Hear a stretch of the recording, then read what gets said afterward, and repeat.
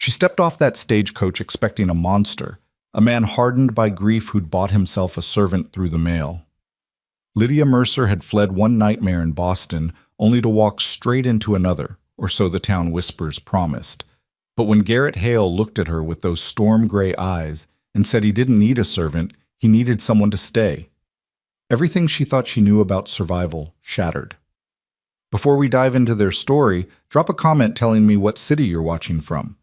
I love seeing how far these tales travel. Now, let's begin. The Montana wind carried the scent of pine and coming snow, cutting through Lydia Mercer's worn traveling cloak like it was made of newspaper. She pressed herself against the rough wooden bench inside the stagecoach, fingers clutching the single carpet bag that held everything she owned in this world. 23 years old, and she'd been reduced to this, running toward a stranger because staying meant something far worse. "Whoa there!" The driver's shout preceded the violent lurch as the coach wheels hit another rut in the primitive road. Lydia's shoulder slammed against the side panel, adding a fresh bruise to the collection she'd acquired over 3 weeks of bone-rattling travel.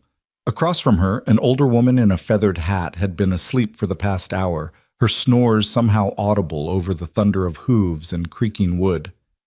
Lydia pulled the letter from her pocket for the 100th time, though she'd long since memorized every word.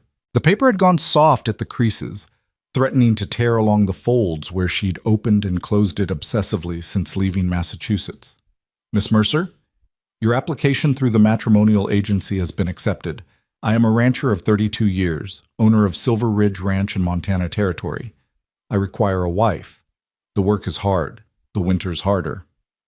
I offer a home, protection, and my name. I expect loyalty, capability, and discretion. If these terms are acceptable, arrive in Stillwater on November 3rd. Garrett Hale. No poetry. No promises of affection.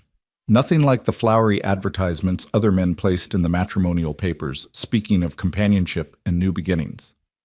Just cold facts delivered in harder words. Lydia had read warmth into that directness when she'd first received it, sitting in her cousin Edwin's suffocating Boston townhouse.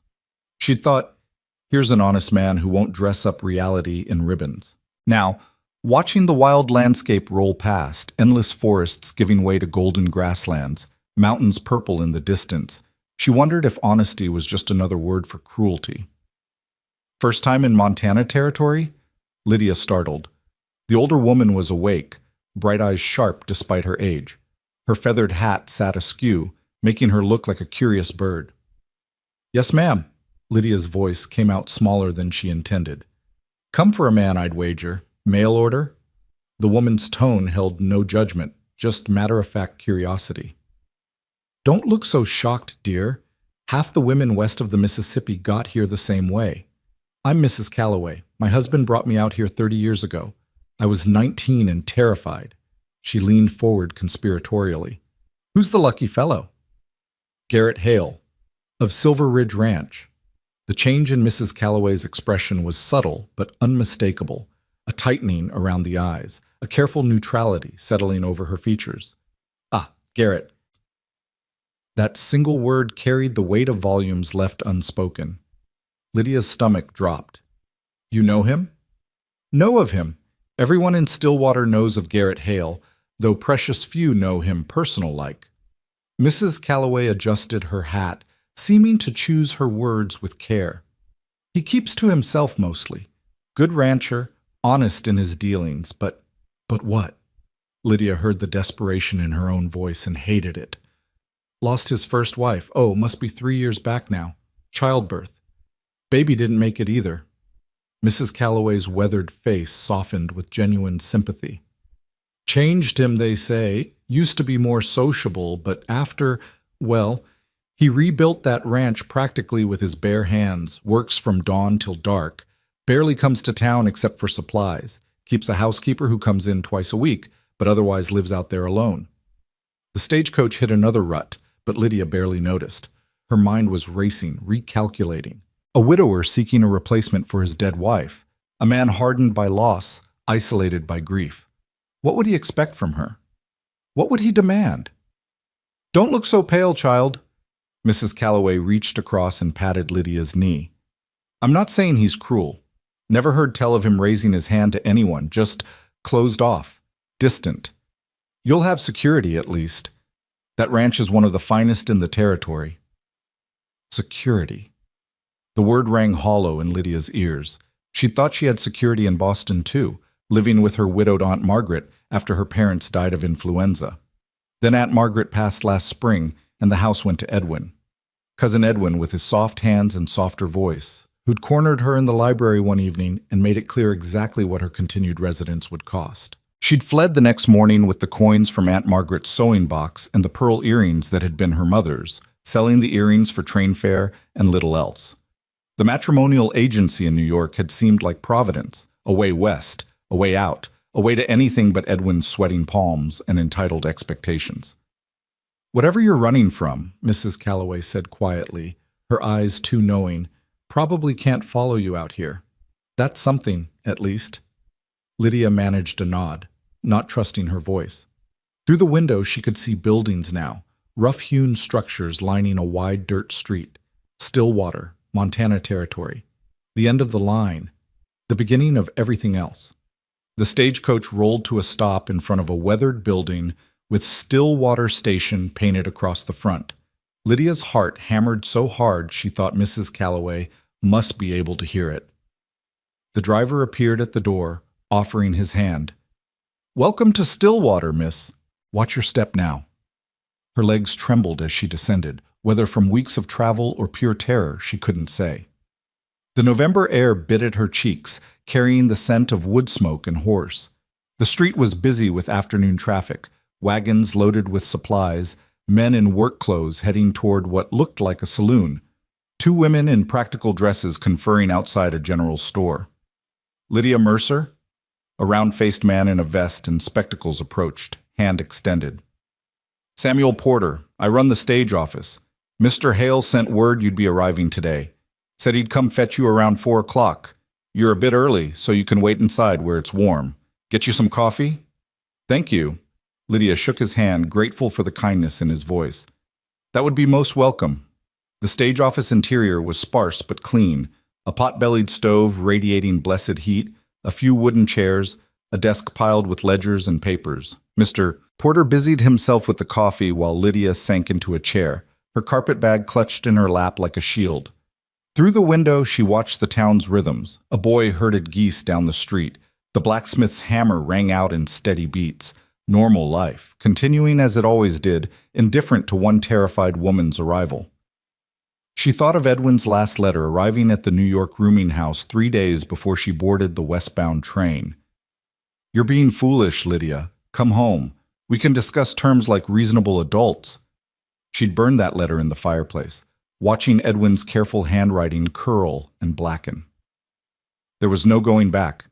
There had never been any going back, not from the moment he touched her with those presumptuous hands.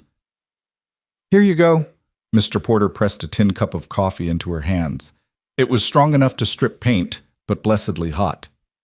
"You look like you could use it. That's a long journey from back east." "Yes, it is.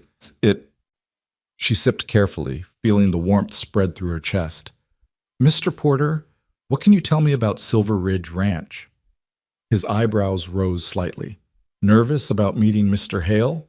I'd simply like to know what to expect." "Well," he settled himself against the desk, crossing his arms. "Silver Ridge is about 8 miles northwest of town, up in the foothills. Beautiful property, grazing land, timber, good water from the creek that runs through it.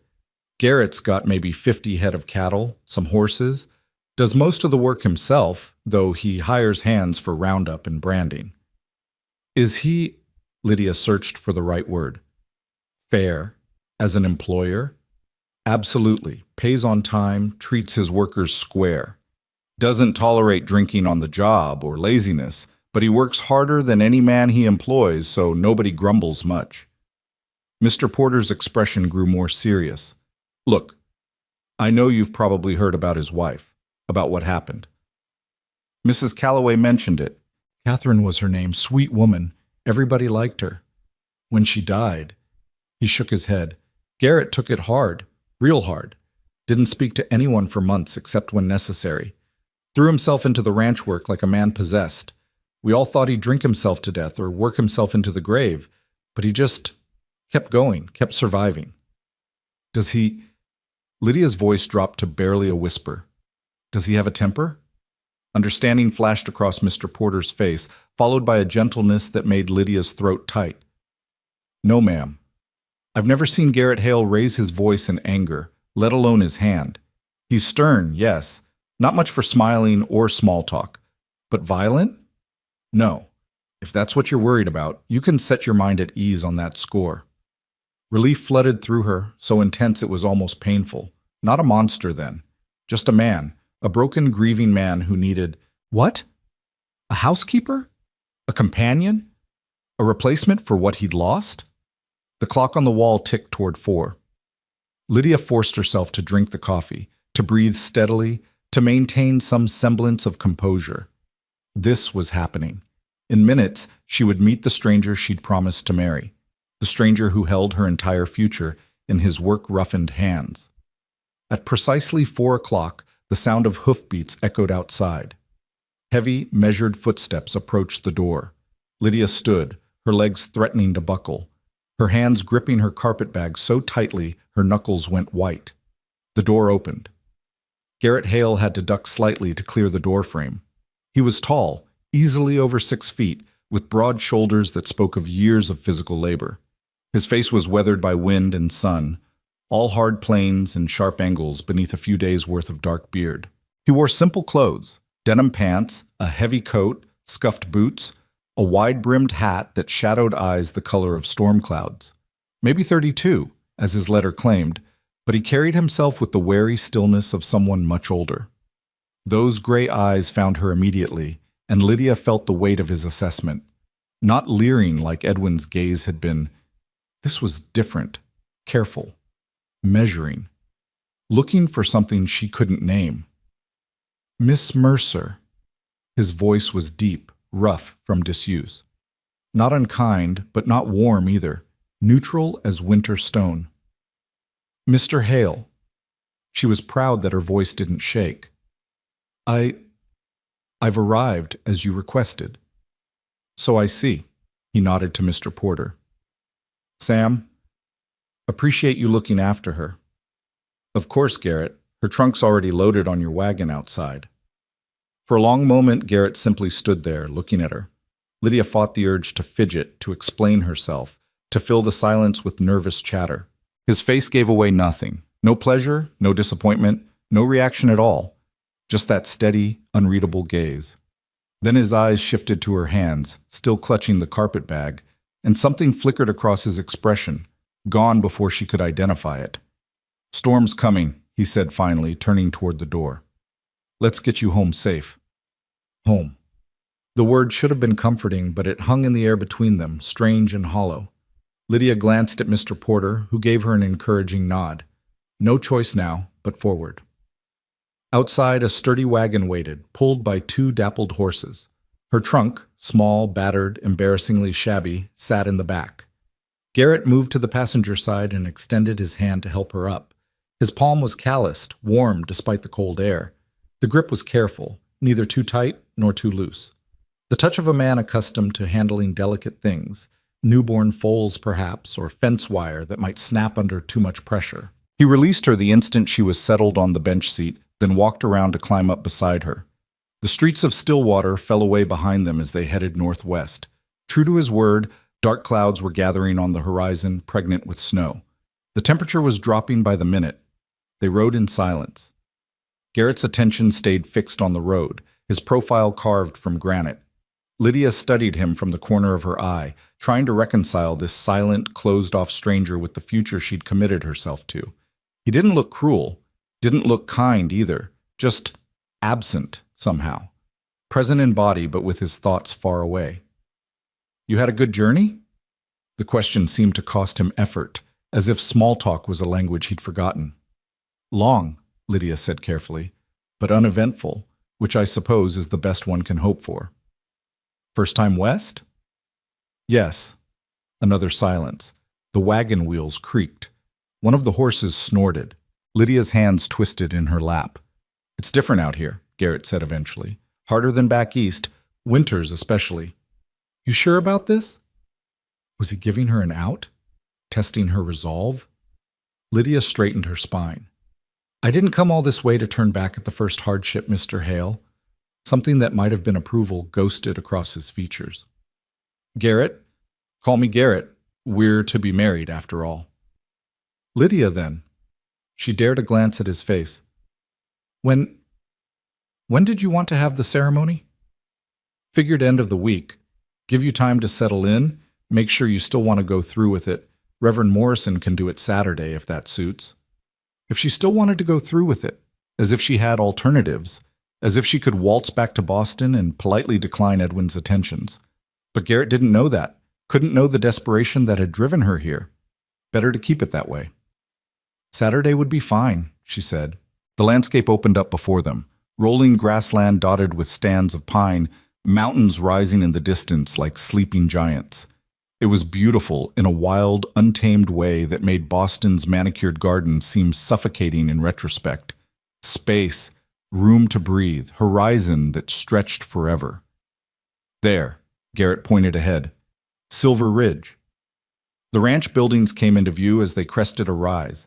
A main house, 2 stories, built from logs that had weathered to silver gray. A large barn, corrals, a few outbuildings, modest but well-maintained, everything neat and purposeful. Smoke curled from the house's chimney. Someone had the fires going. Garrett drove the wagon straight to the front of the house and set the brake. He climbed down, then came around to help Lydia descend. Again, that careful grip. Again, the immediate release. Mrs. Fletcher, she's the housekeeper. Got a room ready for you. He hefted her trunk as if it weighed nothing, carrying it up the porch steps. Come on, I'll show you. The front door opened into a main room that served as both kitchen and sitting area. Simple furniture, handmade but sturdy. A stone fireplace with a good blaze going. Clean floors, windows that actually had glass in them. Luxurious by frontier standards, Lydia realized. Garrett Hale might be many things, but impoverished wasn't one of them. A woman in her 50s appeared from what looked like a pantry, wiping her hands on her apron. She had kind eyes and graying hair pulled back in a practical bun. You must be Miss Mercer. I'm Dorothy Fletcher. Welcome to Silver Ridge.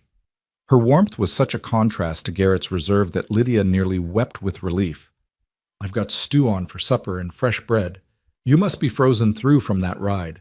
Come warm yourself by the fire. Thank you, Mrs. Fletcher. That's very kind. Your room's upstairs. Garrett was already heading toward the staircase, her trunk still in his arms. Second door on the right. Lydia followed him up the narrow stairs.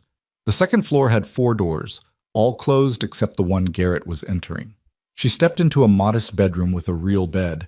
Not a cot, a proper bed with a quilt, a dresser, a small table with a basin and pitcher, and a window overlooking the front of the property. Garrett set the trunk down gently. He stopped himself. Started again. This is your room. You've got privacy. A bolt on the door. Use it if you want. I'm across the hall. The implication settled over her. Separate bedrooms. No expectations of wifely duties, at least not immediately. Another wave of relief. Thank you, she managed. This is more than adequate. Mrs. Fletcher comes Monday and Thursday mornings, does the heavy cleaning, helps with laundry. But day-to-day cooking and such, that'll fall to you if you're capable. His tone made it a question. I can cook and clean, yes. I managed my aunt's household for several years. Good. He moved toward the door, then paused, his back to her. Lydia, I know you don't know me, and I don't know you. I'm not looking for... He seemed to struggle for words. I don't need a servant. I need someone to stay. Someone who can build a life here. If you can't do that, better to know now. Before she could respond, he was gone, his footsteps heavy on the stairs. Lydia sank onto the bed, her hands shaking now that she was alone. I don't need a servant. I need someone to stay. What did that mean? What was he asking for? Through the window, she watched him cross the yard toward the barn, his long stride purposeful. A man perpetually in motion, as if stillness might let grief catch up to him. A soft knock at her door. Miss Mercer? Lydia? Mrs. Fletcher's voice. Supper's ready when you are, dear. I'll be right down. Lydia unpacked quickly, hanging her 2 spare dresses in the small wardrobe, arranging her hairbrush and the few toiletries she possessed on the dresser. Everything she owned fit in this one room with space left over. A whole life, condensed and transported, and still somehow not quite real. Downstairs, the table was set for 2. Mrs. Fletcher ladled stew into bowls, her movements efficient and practiced. "Mr. Hale's gone to see to the horses," she said. "He'll eat later, most like. Sits better with him to take meals alone." She gave Lydia a sympathetic look. "Don't take it personal, dear. He's been that way since, well, since." They ate together, Mrs. Fletcher chatting comfortably about the ranch, the town, the neighbors. Lydia learned that the nearest ranch was the Patterson place, 5 miles east, that Stillwater had a proper school now and a new doctor, that the winter of '74 had been so harsh, 3 ranchers lost half their herds, but Garrett had somehow brought all his cattle through. "He's a good man," Mrs. Fletcher said quietly, gathering the dishes. "Broken, but good. Treat him fair, and he'll do right by you." After Mrs. Fletcher left for her own home in town, Lydia found herself alone in the big house. She could hear Garrett moving around somewhere, the barn, maybe, or one of the outbuildings. She washed the dishes, wiped down the table, added wood to the fire. Domestic tasks that felt surreal in this strange new place. Night fell fast in Montana. By 6 o'clock, darkness pressed against the windows, held back only by firelight. Lydia lit the lamps Mrs. Fletcher had indicated, then stood uncertainly in the main room. Should she go upstairs, wait for Garrett? What were the protocols of this bizarre situation? The front door opened, bringing a gust of cold air, and Garrett with it. He stomped snow from his boots, the first flakes were falling, and hung his hat on a peg. His eyes found her by the fire. "You settled in?" "Yes, thank you. Mrs. Fletcher made sure I had everything I needed." "Good." He moved to the kitchen area, ladling leftover stew into a bowl. He ate standing up, his back partly to her, the silence stretching between them like an unbridgeable canyon. Lydia gathered her courage. "Garrett, I want to be clear about expectations. You mentioned not needing a servant, but I want to earn my place here. What would you like me to do? Beyond cooking and basic housekeeping?" He turned, surprise flickering across his face, as if he hadn't expected her to be so direct. "You can read and write?" "Yes, quite well." "Ranch accounts could use someone with a steady hand. I manage them, but barely. And the garden plot behind the house, Catherine used to keep it, but it's gone wild the past 3 years. If you've got any skill with growing things." He trailed off. "I helped manage my aunt's kitchen garden. I'd be happy to restore yours come spring." "Spring's a ways off yet." He set his empty bowl in the dry sink. "You should know, Lydia, I'm gone most days, dawn to dusk, sometimes longer during calving season or if there's trouble. You'll be alone here a fair amount. I'm not afraid of solitude." "No?" Something in his voice suggested he understood that all too well. "Good. Because this ranch, this life, it's not easy, not what you're probably used to." "Mr. Hale, Garrett, I didn't come here expecting easy. I came here because I needed—" She stopped, not ready to reveal too much. Needed what? A fresh start. It was true, if incomplete. A chance to build something new. He studied her for a long moment, those storm-gray eyes seeing perhaps more than she wanted to reveal. Then he nodded, once. "Fair enough. We've both got our reasons, I reckon. We'll make it work or we won't." It wasn't a romantic declaration. Wasn't even particularly encouraging. But there was something in his bluntness that Lydia found oddly reassuring. No false promises, no pretty lies, just stark honesty about the uncertain road ahead. "I'll head up," he said. "Long day tomorrow. You need anything? I'm across the hall." "Good night, Garrett." "Good night." She listened to his footsteps on the stairs, the creak of his door, then silence. The fire crackled. Outside, snow whispered against the windows. Lydia stood in the center of this strange house that was supposed to become her home, married to a stranger who was supposed to become her husband, and felt the full weight of the leap she'd taken. But beneath the fear, beneath the uncertainty, was something else. something that felt almost like hope. He'd said he needed someone to stay, not someone to serve him, not someone to warm his bed, not someone to replace what he'd lost, just someone to stay. Maybe, Lydia thought as she climbed the stairs to her room, maybe that was something she could manage.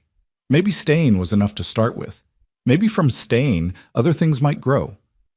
Through her window, the snow fell steadily now, covering everything in clean white silence. Tomorrow would be her first full day at Silver Ridge Ranch. Tomorrow, she would begin to build whatever this new life would become. For tonight, she was safe, sheltered. No Edwin with his presumptuous hands and entitled expectations.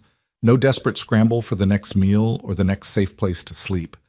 Just quiet and snow. And the solid walls of a house that might, if she could find the courage to claim it, become home. Lydia changed into her nightgown, slipped between sheets that smelled of lavender and harsh lye soap, and closed her eyes.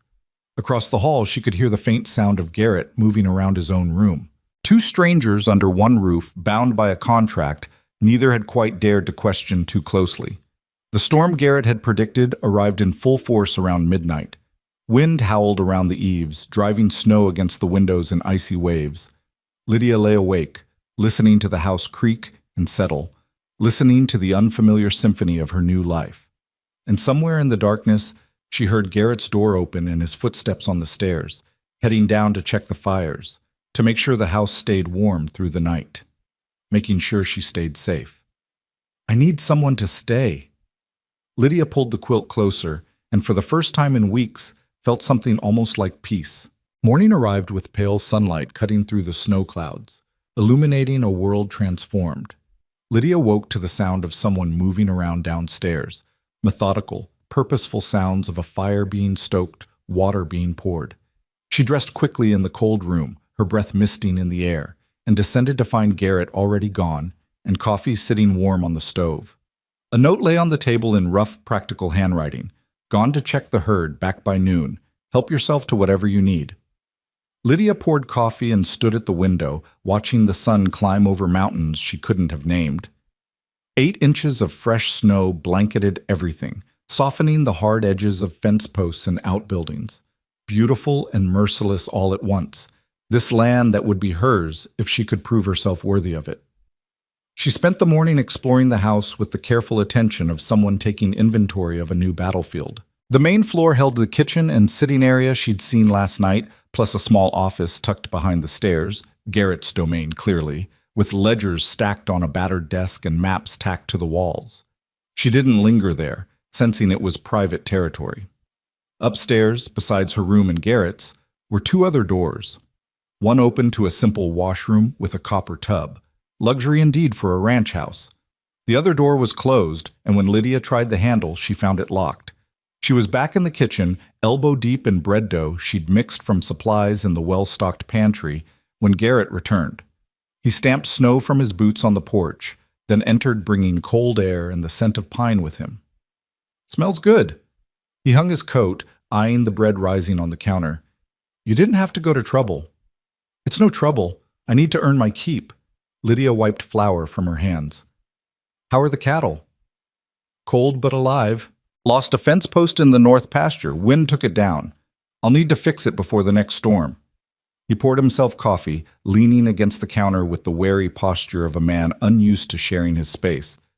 "You sleep all right?" "Well enough, thank you. The bed is very comfortable." "Good." He drank his coffee in silence, watching her work the dough. The silence stretched, but it felt different from last night, less hostile, more uncertain. 2 people learning the shape of each other's presence. "Garrett," Lydia said carefully, "there's a locked room upstairs. I wasn't prying, but I noticed it while I was—" "The nursery." His voice went flat. "It stays locked." The finality in his tone killed any follow-up questions. Lydia nodded, returning her attention to the bread. So that was where he kept his grief, sealed behind a locked door like something that might escape if given the chance. "Mrs. Fletcher mentioned you managed the ranch accounts," she said, changing subjects. "If you'd like, I could look at them. My aunt was quite particular about bookkeeping, and she trained me well." Garrett's expression shifted. Surprise, maybe, or suspicion. "You know figures?" "I do. I managed her household budget for 5 years, kept all the records for her charitable donations, reconciled the banking statements. Lydia met his eyes steadily. I'm not just a pair of hands for cooking and cleaning, Garrett. I have skills that might actually be useful to you. Something flickered across his face. Interest, perhaps, or reassessment. The ledgers are in the office. They're a mess, I'll warn you. Numbers aren't my strength. Show me. He led her to the small office, pulling out a stack of ledgers that did indeed appear chaotic. Entries in different hands, some in pencil, some in ink, dates out of order, calculations squeezed into margins. Lydia flipped through the most recent one, wincing at the disorganization. I buy cattle in spring, sell in fall, Garrett explained, sounding almost embarrassed. Pay the hands weekly during busy season, monthly otherwise. Got expenses for feed, equipment, repairs. Income from the sales minus what the bank takes for the loan. It all works out somehow, but damned if I can ever make the numbers sit pretty on the page. You have a loan on the ranch? Northern Ridge, bought that parcel 3 years ago, right before he stopped. Borrowed from Rocky Mountain Bank to finance it. Bernard Clay holds the note. I've been paying it down steady, but it'll be another 2 years before it's clear. Lydia made a mental note of the name. May I try to organize these? I could create a proper accounting system, make it easier to track everything. If you think you can make sense of it, be my guest. He sounded doubtful, but not dismissive. Just don't spend all your time on it. There's plenty other work needs doing. I can manage both. She ran her fingers over the ledger pages, already seeing how she might reorganize them. Garrett, I want to be clear about something. I know this arrangement isn't conventional, but I intend to be a partner here, not a burden. Whatever needs doing, I can learn. He studied her for a long moment, those storm-gray eyes searching her face. You're not what I expected. What did you expect? Someone quieter, more timid. The letter you sent to the agency, it was... He trailed off. Desperate? Lydia supplied, her chin lifting. It was. I won't lie about that. But desperation doesn't mean incompetence. No, he agreed slowly. I suppose it doesn't? He moved toward the door, then paused. Lydia, about Saturday. The wedding. If you're having second thoughts, I'm not. You should be. His voice carried an edge of something dark. You don't know me. Don't know what you're getting into. This ranch, it's isolated, hard, and I'm not easy to live with. Haven't been, not since Catherine. There it was, his dead wife's name, spoken aloud for the first time. Lydia saw the way he braced himself after saying it, as if the word itself had weight enough to crush him.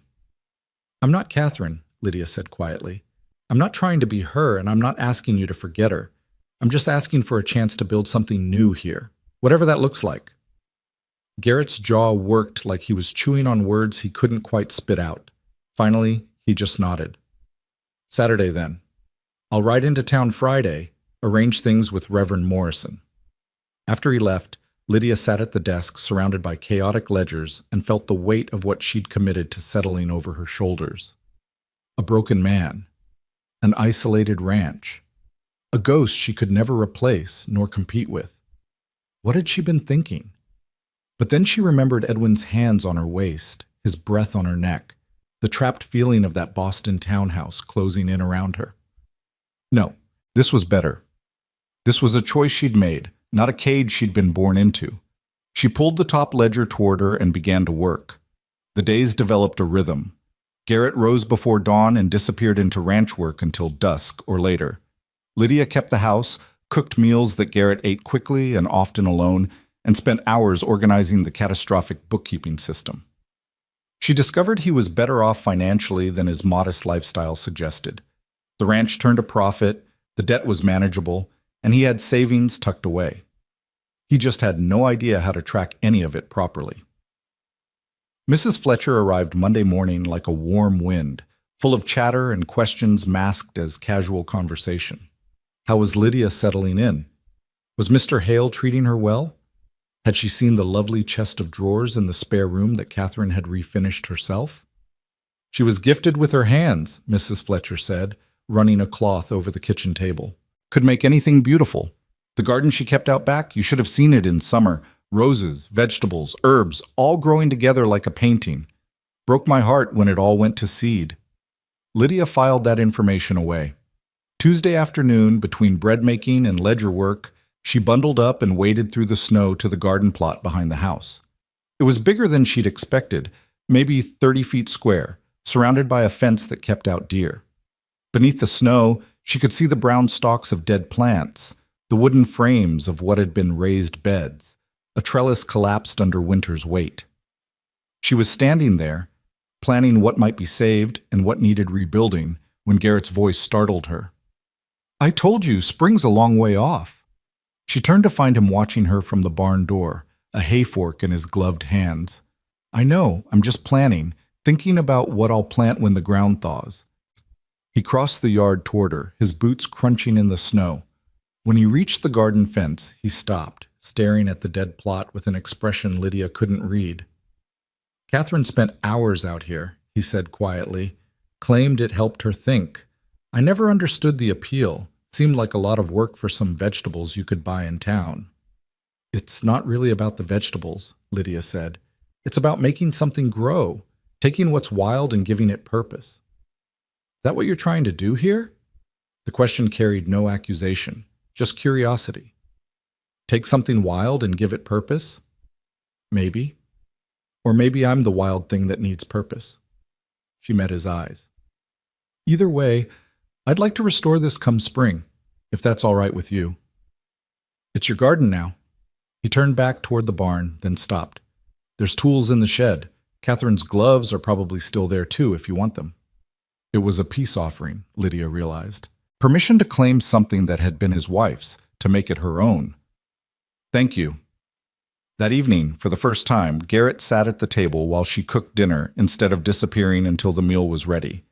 He didn't talk much, just nursed a cup of coffee and watched her move around the kitchen with that careful attention she was learning was his way of getting to know things. "You're a good cook," he said when they were eating. "Better than Mrs. Fletcher, though don't tell her I said so." "Your secret's safe," Lydia allowed herself a small smile. "My aunt believed a woman should be able to feed herself and others properly. She made sure I learned." "Tell me about her, your aunt." It was the first personal question he'd asked. Lydia set down her fork, considering how much to reveal. "She was my mother's sister, took me in when my parents died of influenza. I was 16. She was stern but fair, taught me everything I know about running a household. She died last spring." "And then?" Garrett's eyes were too knowing. "What happened after she died?" "The house went to her son, my cousin." Lydia kept her voice neutral. "Living arrangements became untenable." "He mistreat you?" The directness of the question caught her off guard. She could lie, deflect, but something in Garrett's expression, a hardness around the mouth, a tension in his shoulders, told her he'd see through it. "He had expectations I wasn't willing to meet." Garrett's knuckles went white around his fork. "Did he hurt you?" "He tried. I left before he could do more than—" She touched her wrist unconsciously, remembering Edwin's grip. "I left. That's what matters." For a long moment, Garrett said nothing. When he spoke again, his voice was rough with barely controlled anger. "You're safe here, Lydia. I want you to know that. Whatever else I am, whatever else this is, you're safe under this roof. Any man lays a hand on you, he'll answer to me." The fierce protectiveness in his words made something crack open in Lydia's chest. "Thank you. Don't thank me for basic decency." He stood, carrying his plate to the dry sink. "It's what any man should do." But Edwin hadn't. Edwin had felt entitled to her, had seen her dependency as permission. The contrast made her throat tight. Friday arrived wrapped in gray skies and the promise of more snow. True to his word, Garrett saddled up mid-morning to ride into Stillwater and make arrangements with the Reverend. Lydia watched him go from the kitchen window, her stomach a knot of nerves. Tomorrow. Tomorrow she would marry this stranger and bind her life to his legally, permanently. She spent the day in a flurry of activity, baking, cleaning, organizing her few possessions. She had nothing appropriate for a wedding, just the two plain dresses she'd brought with her. She chose the better of the two, a dark blue wool that brought out her eyes, and spent the evening mending a small tear in the sleeve and pressing it as smooth as the sad iron would allow. Mrs. Fletcher arrived that evening, surprising Lydia by appearing at the door with a cloth-wrapped bundle. "Heard from Sam Porter that tomorrow's the day," she said, bustling inside. "Thought you might need something special." Inside the bundle was a beautiful lace collar, delicate as snowflakes. "Mrs. Fletcher, I can't—" "You can and you will. It was my daughter's, but she's got no use for it where she is now." Mrs. Fletcher's eyes were bright with unshed tears. "She died 3 years back, same winter Catherine did. Consumption. I'd be honored if you wore it tomorrow." Lydia held the collar carefully, feeling the weight of shared grief, shared survival. "It's beautiful. Thank you." "You're good for him, you know." Mrs. Fletcher patted her hand. "I see it already. He's talking more, eating better. There's a light coming back that's been gone a long while. Don't give up on him, dear. He's worth the patience." After Mrs. Fletcher left, Lydia sat by the fire with the lace collar in her lap, watching shadows dance on the walls. Tomorrow she would become Lydia Hale. Tomorrow she would promise to love and honor a man she barely knew. Tomorrow everything would change again. Garrett returned after dark, stomping snow from his boots. "It's set. Morrison will do it at 2 o'clock. Just us and a couple witnesses. Figured you'd want it simple." "Simple is fine." Lydia's hands twisted in her apron. "Garrett, I want you to know I'll be a good wife. Maybe not in all the ways you might want. But I'll be loyal and honest, and I'll work hard for this ranch. For us." He crossed the room until he stood in front of her, close enough that she could see the flecks of darker gray in his eyes. "I'm not asking for more than you can give, Lydia. Whatever this is between us, we'll figure it out as we go. No expectations beyond what we've already agreed to." "What have we agreed to?" "Partnership. Someone to stay." He lifted his hand like he might touch her face, then let it fall. "That's enough to start with." That night, Lydia lay awake listening to the house settle, listening to Garrett move around in his room across the hall. Tomorrow would mark the end of one life and the beginning of another. No going back to Boston, to Edwin, to everything she'd known. Only forward, into this strange new world with this strange, damaged man who'd offered her shelter when she had nowhere else to go. She must have slept eventually because she woke to sunlight and the smell of coffee. Her wedding day. Lydia rose and dressed carefully, pinning the lace collar to her blue dress, arranging her hair as neatly as her shaking hands would allow. When she looked in the small mirror, a stranger stared back, pale, serious, terrified. Downstairs, Garrett was already dressed in what must be his Sunday clothes. Clean denim pants, a pressed shirt, a vest she hadn't seen before. He'd shaved, revealing the strong line of his jaw, and his hair was combed back though it fought the order. He looked almost handsome when he wasn't scowling. "You look nice," he said gruffly. "So do you."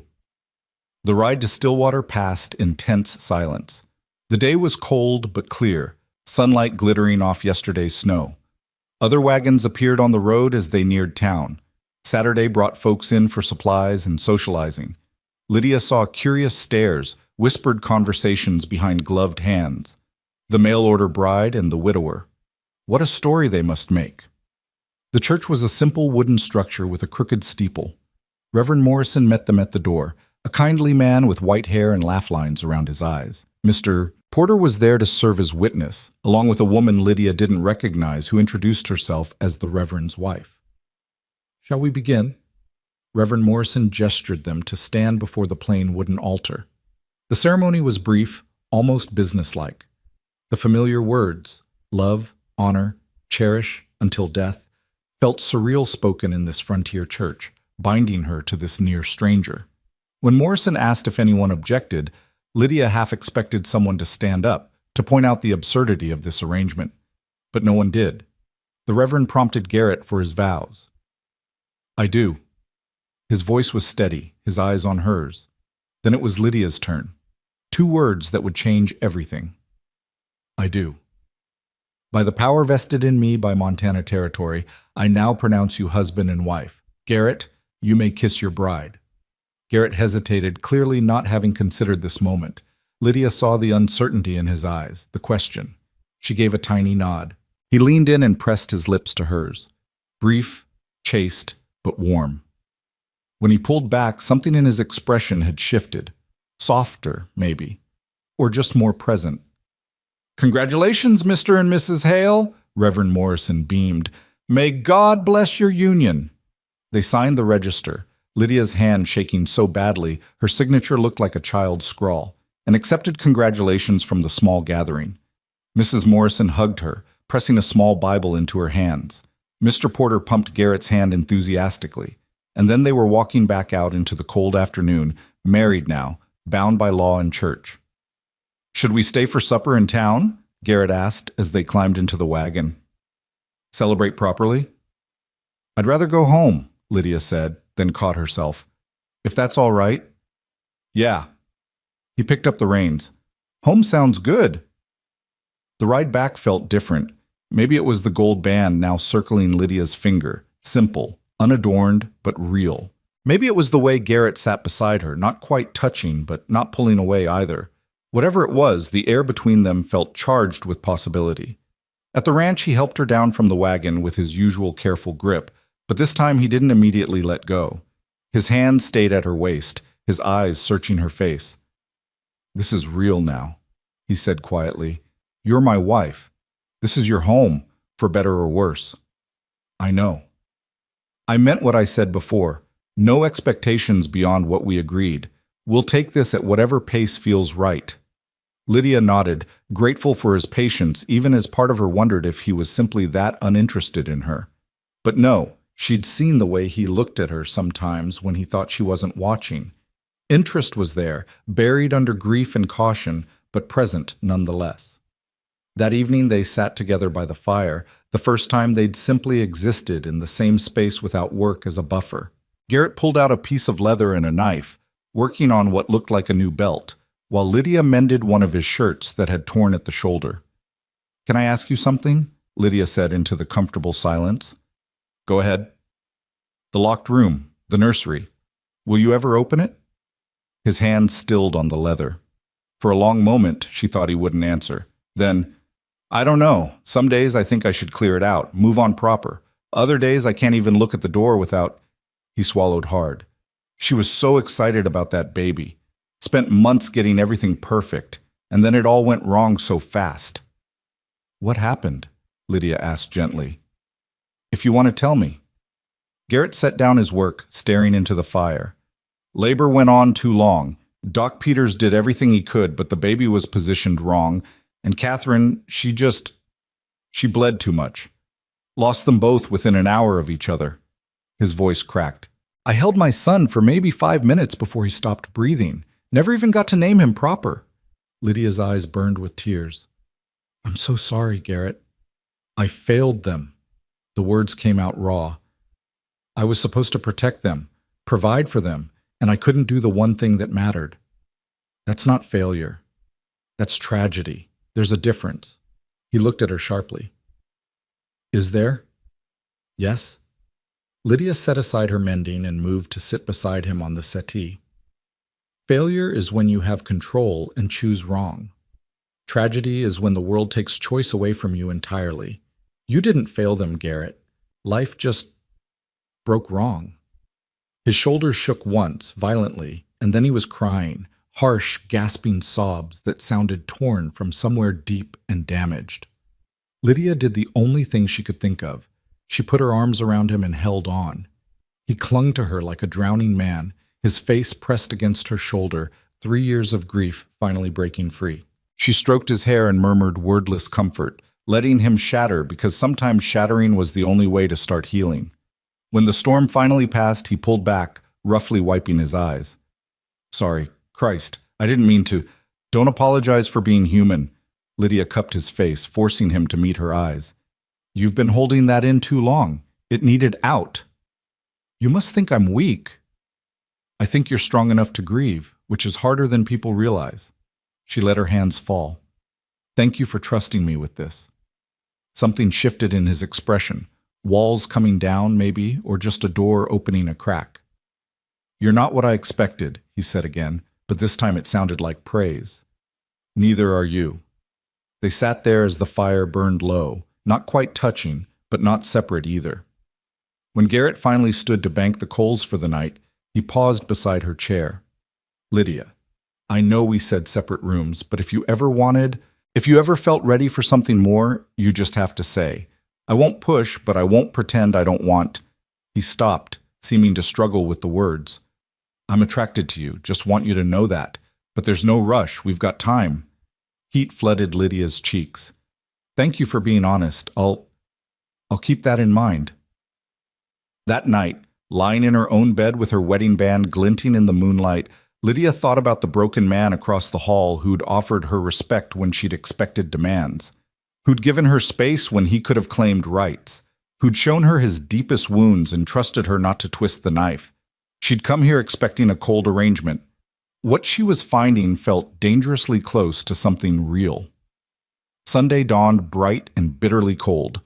After breakfast, Garrett surprised her by suggesting they walk the property line together. Want to show you the full extent of what's yours now, he said. Plus, you should know the land in case you ever need to find your way.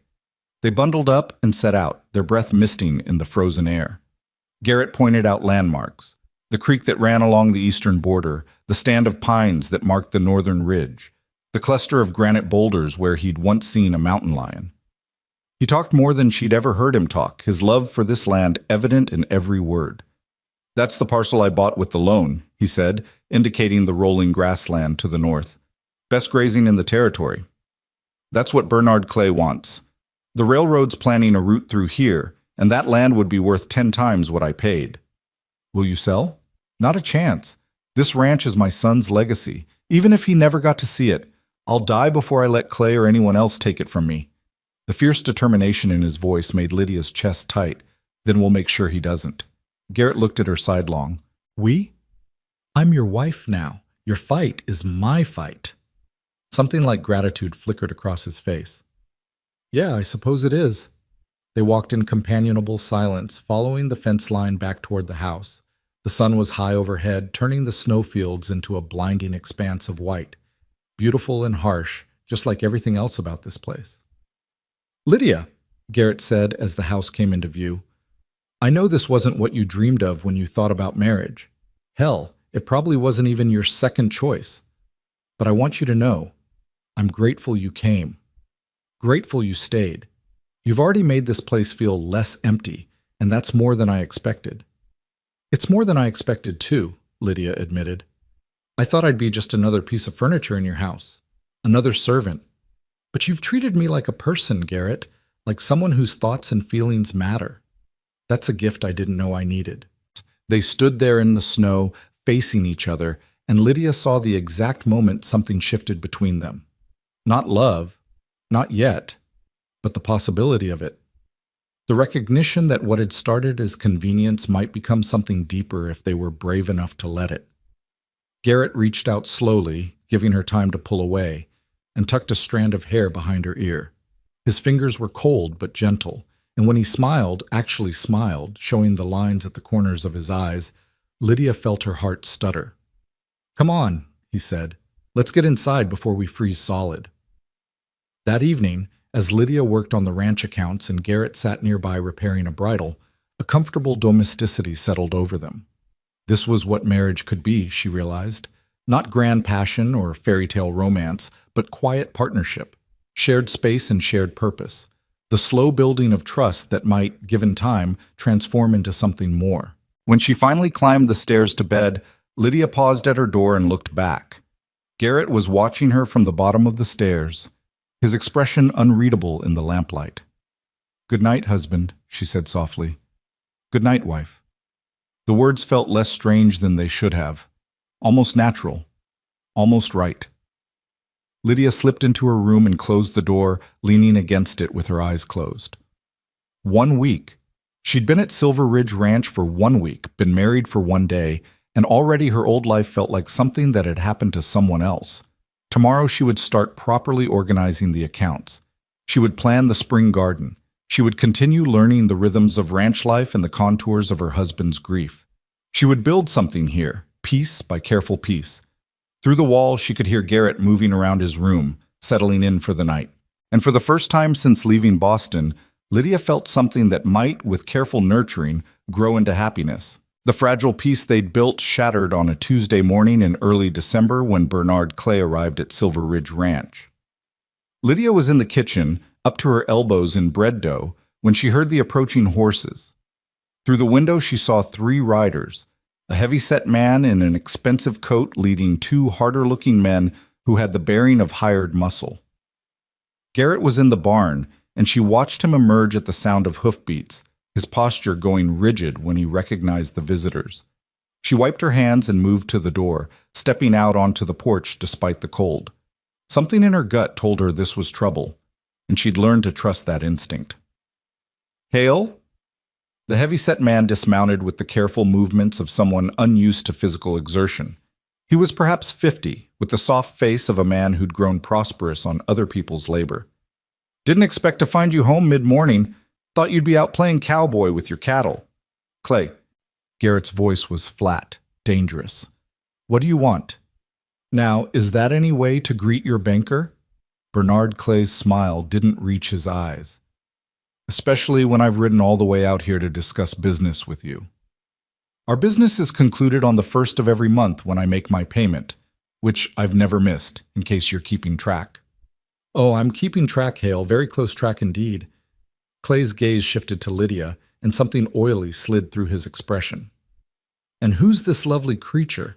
Don't tell me you finally found yourself a woman willing to endure this godforsaken isolation." Garrett moved slightly, positioning himself between Clay and the porch.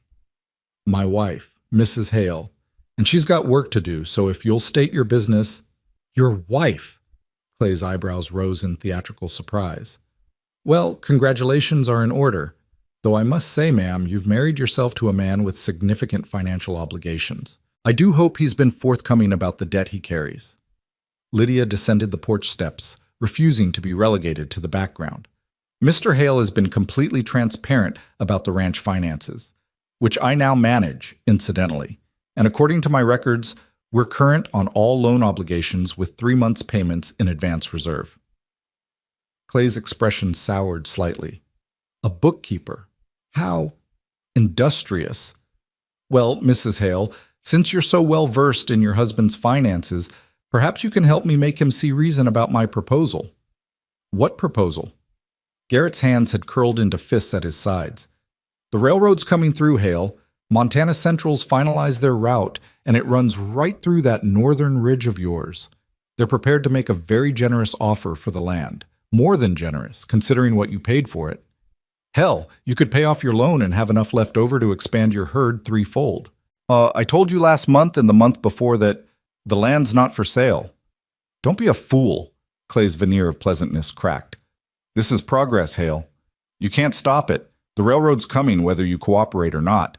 Better to sell now and profit than have them condemn the land and take it anyway." Lydia's mind raced. Eminent domain, she'd read about it in the Boston newspapers, how railroad companies were seizing land across the West with government backing. On what grounds would they condemn it? The route isn't finalized, and there are alternative paths that don't require appropriating private property. Clay's attention snapped to her, and she saw calculation in his eyes. Alternative routes would add significant cost and delay.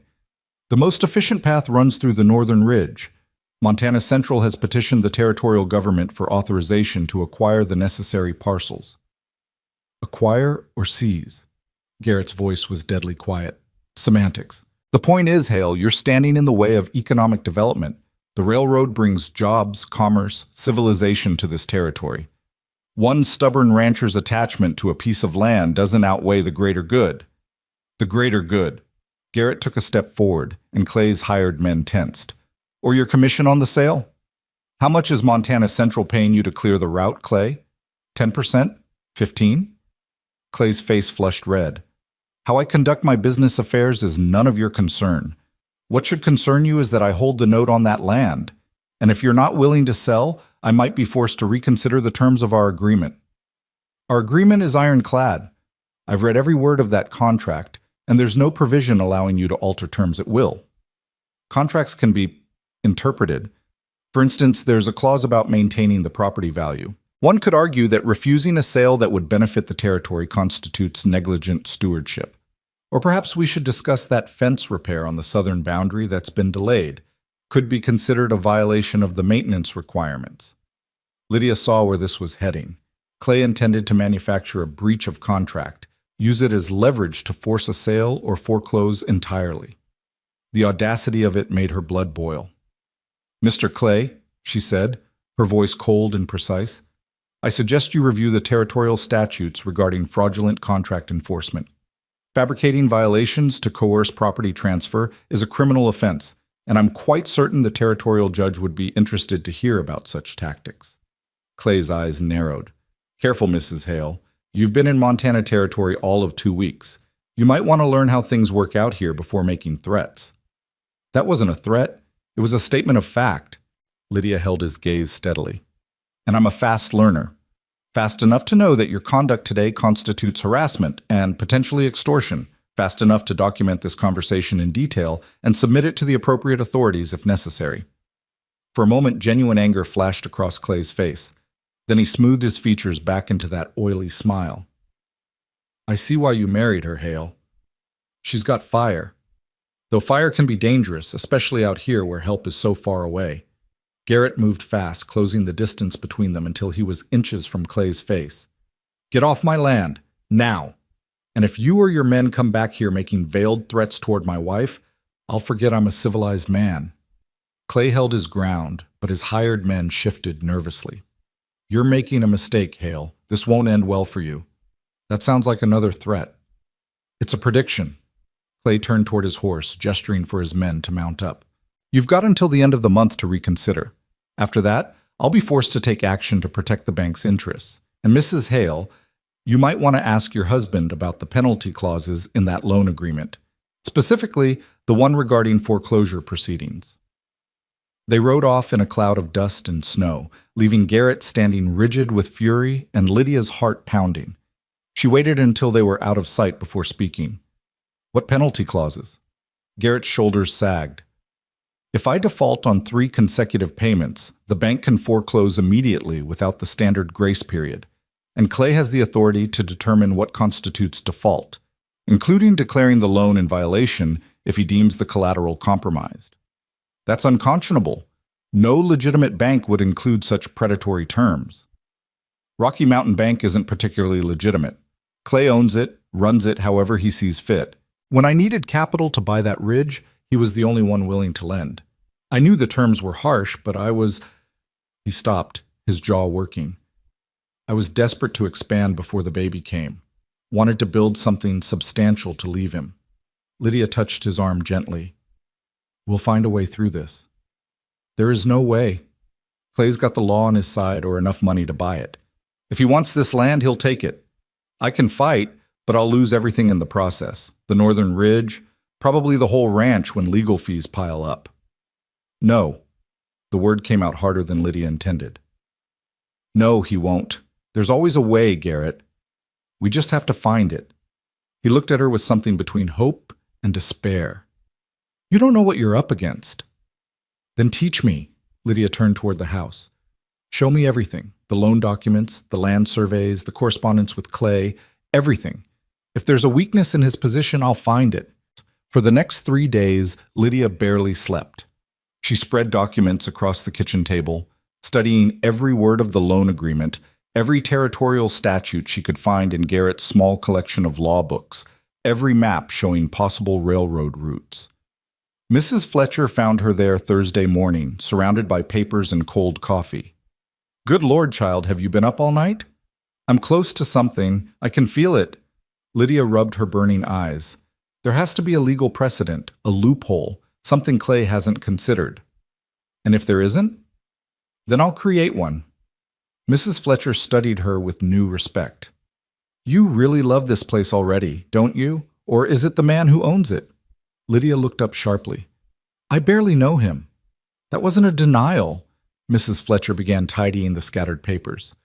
"I've seen the way you look at him when you think no one's watching, and the way he looks at you, like a man waking up from a long sleep and not quite believing the world's still there." "He's still in love with Catherine." "He loved Catherine, yes, but she's gone and you're here. There's room in a heart for both grief and new beginnings, if a person's brave enough." Mrs. Fletcher paused. "What are you looking for in all this legal mess?" "Alternative routes for the railroad. If I can prove there's a viable path that doesn't require seizing Garrett's land, It undermines Clay's eminent domain argument, but every map I've found shows the northern ridge as the most direct route. Most direct isn't always most practical. Mrs. Fletcher pulled up a chair. My late husband worked survey for the territorial government years back. Railroad routes aren't just about distance. They're about grade, water access, bridge requirements. A path might be longer, but still preferable if it avoids costly engineering. Lydia's exhausted brain seized on this. Do you still have his survey notes, his maps? Boxed up in my attic, most like. I can bring them Monday if... I'll come to town tomorrow. Can you have them ready? You really think you can beat Bernard Clay at his own game? I have to try.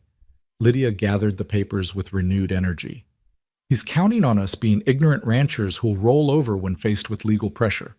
But I managed a Boston household's finances for 5 years, including navigating disputes with contractors and municipal authorities. Clay's arrogant enough to underestimate me, and that's his weakness. That evening, Garrett found her sketching crude maps based on topographical descriptions from his survey documents. He set a plate of food beside her. She'd forgotten dinner entirely, and leaned over her shoulder to see what she was working on. What's all this? Alternative routes, Lydia pointed to her rough sketch. If the railroad went southeast from Stillwater instead of northwest, they'd avoid the ridge entirely. Longer distance, but look, the grade is gentler, there's a natural pass through the mountains here, and the Little Boulder River would provide water access for steam engines. Garrett studied the map, his expression shifting from skepticism to surprise. How did you figure all this? Your survey notes mentioned these features. I just connected the pieces. She rubbed her temples. I need more detailed maps, engineering specifications for railroad construction, maybe testimony from an independent surveyor. If I can present a comprehensive alternative to the territorial government before they approve Montana Central's petition. Lydia. Garrett caught her hand, stilling her nervous movements. You don't have to do this. It's not your fight. Yes, it is. I'm a Hale now, remember? This ranch is my home, too. She met his eyes. Besides, I won't let that pompous bastard threaten us in our own yard and get away with it. A slow smile spread across Garrett's face, the first real smile she'd seen from him. You're something else, you know that? So I've been told. Lydia squeezed his hand, usually not as a compliment. It is from me. The moment stretched between them, charged with something neither quite dared to name. Then Garrett cleared his throat and stepped back. I'll take you to town tomorrow. Mrs. Fletcher's place. Then we'll visit the land office, see what maps they've got on file. And I know a surveyor over in Helena who owes me a favor, might be willing to review your route proposal. Thank you. Don't thank me. You're the one doing all the work. He paused at the doorway. Catherine never cared about the ranch business. Said it was man's work, not her concern. But you've taken to it like you were born to it. After he left, Lydia sat staring at the maps, his words echoing in her mind. She wasn't trying to be Catherine, wasn't trying to replace her. But maybe that was the point. Maybe what Garrett needed wasn't a replacement, but something entirely different. Someone who'd stand beside him and fight instead of staying safely in the domestic sphere. Friday brought them to Stillwater in the wagon, the December wind cutting like knives. Mrs. Fletcher had 3 boxes of her late husband's survey materials ready, and Lydia spent 2 hours in the woman's warm kitchen pouring through faded maps and technical notes while Garrett handled business at the general store. This is exactly what I needed. Lydia carefully refolded a topographical map showing elevation changes across the territory. Look, the southeastern route I sketched has a maximum grade of 3%, well within railroad specifications. Clay's route through the northern ridge would require blasting through solid granite here and building a trestle bridge across this ravine. The cost difference would be enormous. Can you prove all that to the territorial authorities? I can try. I'll need time to compile a formal report, documentation, maybe technical drawings. Lydia's mind raced. The petition hearing is scheduled for December 28th in Helena, according to the notice Garrett received. That gives us 3 weeks to build an airtight case. Mrs. Fletcher's expression was troubled. Bernard Clay won't take kindly to you interfering with his railroad deal. I don't much care what Bernard Clay takes kindly to. From there they went to the land office, a cramped building that smelled of old paper and tobacco. The clerk, a nervous young man named Timothy, seemed both surprised and flustered by Lydia's detailed questions about survey maps and territorial acquisition procedures. "I can show you the filed maps, Mrs. Haley, but I can't let you take them. Regulations." "Can I copy them?" "I suppose, if you've got paper and pencil." For the next hour, Lydia meticulously copied every relevant map section while Garrett watched with barely concealed amusement. Timothy hovered anxiously, clearly unused to women taking such interest in land affairs. "Your wife's quite dedicated," he said to Garrett in a low voice, as if Lydia couldn't hear. "She's formidable," Garrett agreed, and the pride in his voice made Lydia's chest warm. As she worked, the office door opened and Bernard Clay walked in. His expression when he saw them went from surprise to anger to calculating neutrality in rapid succession. "Well, well, the Hales. Still tilting at windmills, I see." Lydia didn't look up from her copying.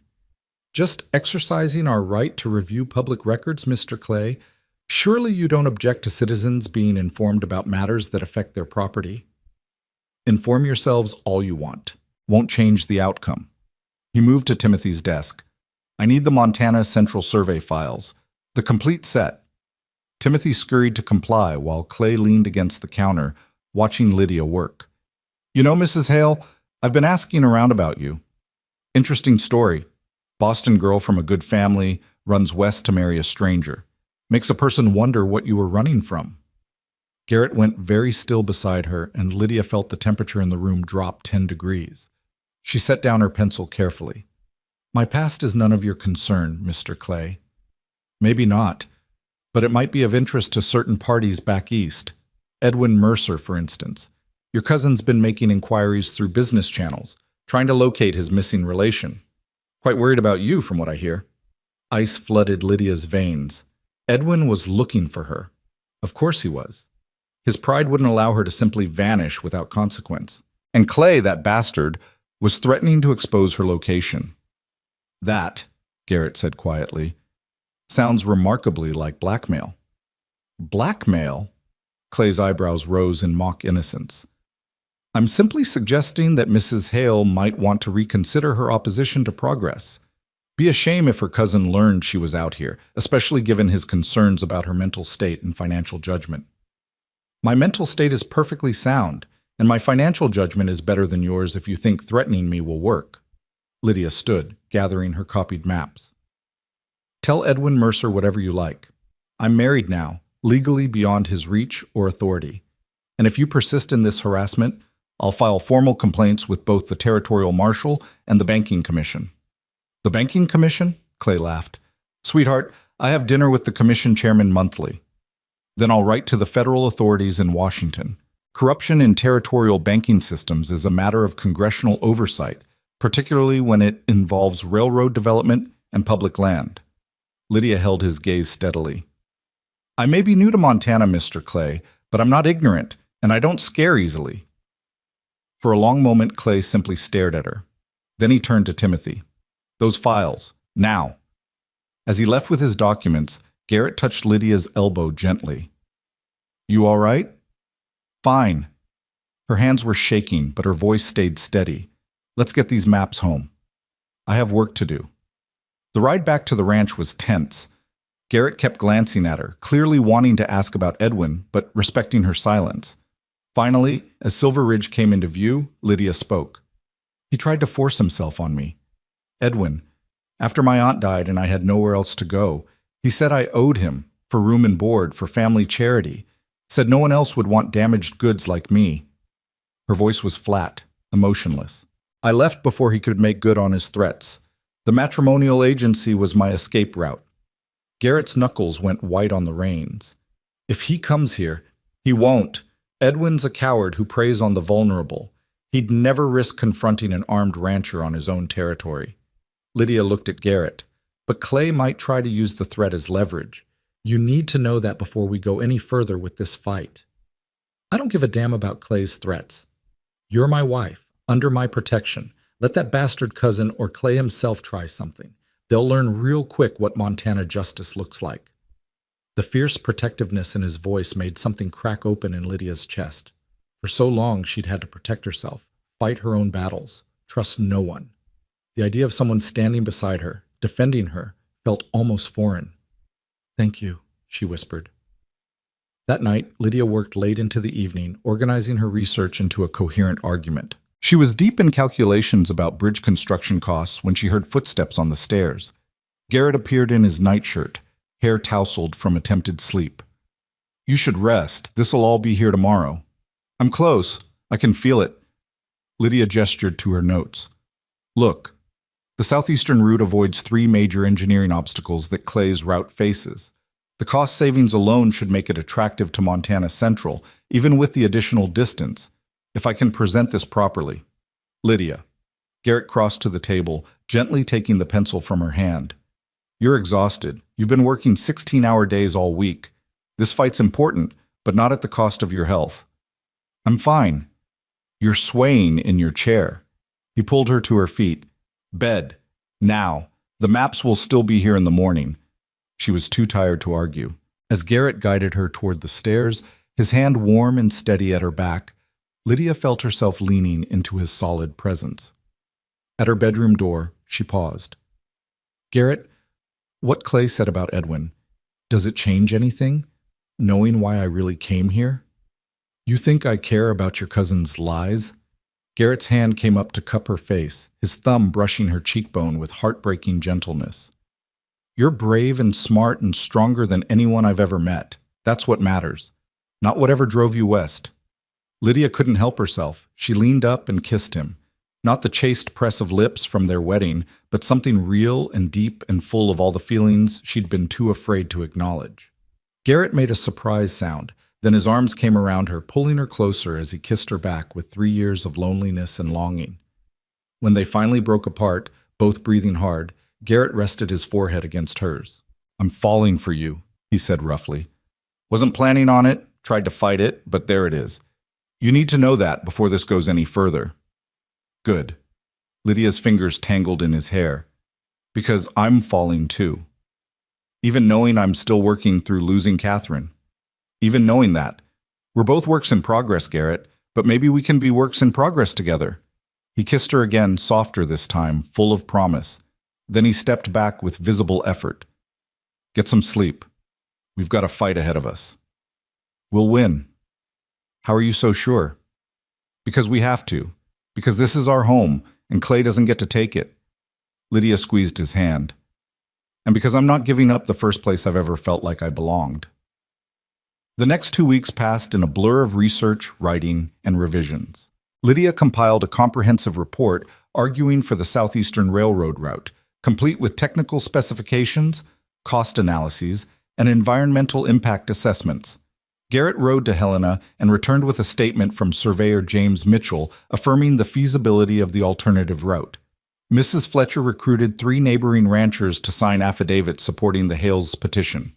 On December 27th, they loaded the wagon with Lydia's carefully organized presentation materials and began the 2-day journey to Helena for the territorial government hearing. The trip was brutal, freezing temperatures, rough roads, one night spent in a questionable inn where the walls were so thin they could hear every conversation in the building. But Garrett stayed close, his presence a constant comfort, and Lydia used the travel time to rehearse her arguments.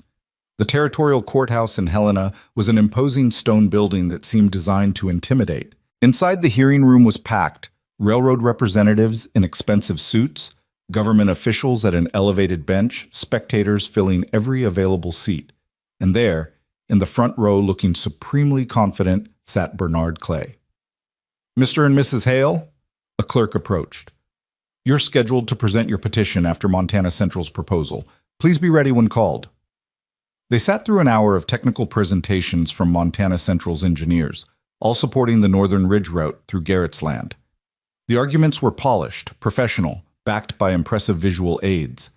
Lydia felt her confidence wavering. What chance did her handwritten report have against this corporate machinery? Then Garrett's hand found hers under the table, squeezing gently. She looked at him and saw absolute faith in his eyes. He believed in her, believed they could win. "The territory will now hear from Mr. and Mrs. Garrett Hale regarding their petition for alternative route consideration. Lydia stood, gathering her materials with hands that only trembled slightly. She walked to the podium, faced the panel of government officials, and began to speak. Gentlemen, thank you for allowing us to present today. My name is Lydia Hale, and I'm here to demonstrate that Montana Central's proposed route, while direct, is neither the most practical nor the most economical option for territorial railroad development. For the next 45 minutes, she walked them through her research. She presented maps showing the gentler grades of the southeastern route. She cited engineering standards proving the Northern Ridge route would require extensive and expensive blasting. She provided cost comparisons showing the alternative route would ultimately save the railroad money despite additional mileage. She quoted territorial law regarding private property rights and the limitations of eminent domain. The panel members leaned forward, asking questions she answered with calm precision. She saw surprise on their faces. They'd expected a rancher's wife to make an emotional plea, not present a reasoned technical argument that challenged corporate engineers. When she finished, the room was silent. Then one of the panel members spoke. Mrs. Hale, you've presented a compelling case. However, Montana Central has already invested significant resources in surveying and planning for the northern route. What would you say to their argument that changing course now would cause unacceptable delays? I'd say that delays caused by inadequate initial planning are the fault of Montana Central's survey team, not the territorial government or private landowners. Better to invest a few months in proper route selection now than to discover costly engineering problems mid-construction. Additionally, the southeastern route I've proposed actually provides better long-term service to territorial settlements currently underserved by rail access. Bernard Clay stood abruptly. This is absurd. You're going to let some rancher's wife with a few hand-drawn maps override the work of professional engineers? Mr. Clay, the panel chairman said coolly, you'll have the opportunity to rebut in due course. Please sit down. Clay's face went purple, but he sat. The panel conferred in low voices while Lydia returned to her seat beside Garrett. He leaned close, whispering, "You were magnificent." The chairman rapped his gavel. The panel will take this petition under advisement. We'll review Mrs. Hale's proposal alongside Montana Central's submission and issue a decision within 30 days. In the meantime, all eminent domain proceedings are suspended pending our ruling. It wasn't a victory yet, but it was a stay of execution. As they filed out of the courthouse, Clay intercepted them on the steps. "Enjoy your temporary reprieve," he snarled. "When this panel rules in Montana Central's favor, and they will, I'll personally ensure the foreclosure on your ranch happens so fast you'll be homeless by spring." "We'll see about that," Lydia said calmly. But inside, her heart was pounding. They'd bought time, not won the war. The ride home felt longer than the journey out.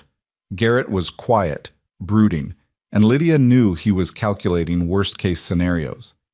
That night, camped beside a frozen creek with stars blazing overhead, he finally spoke. "What if we lose? What if the panel rules against us? Then we fight the next battle, and the one after that." Lydia moved closer to the fire, accepting the coffee he offered. "Clay thinks we'll give up eventually. He doesn't understand that some things are worth fighting for no matter the cost." "And this place is worth it to you? After only 2 months?" "This place, yes.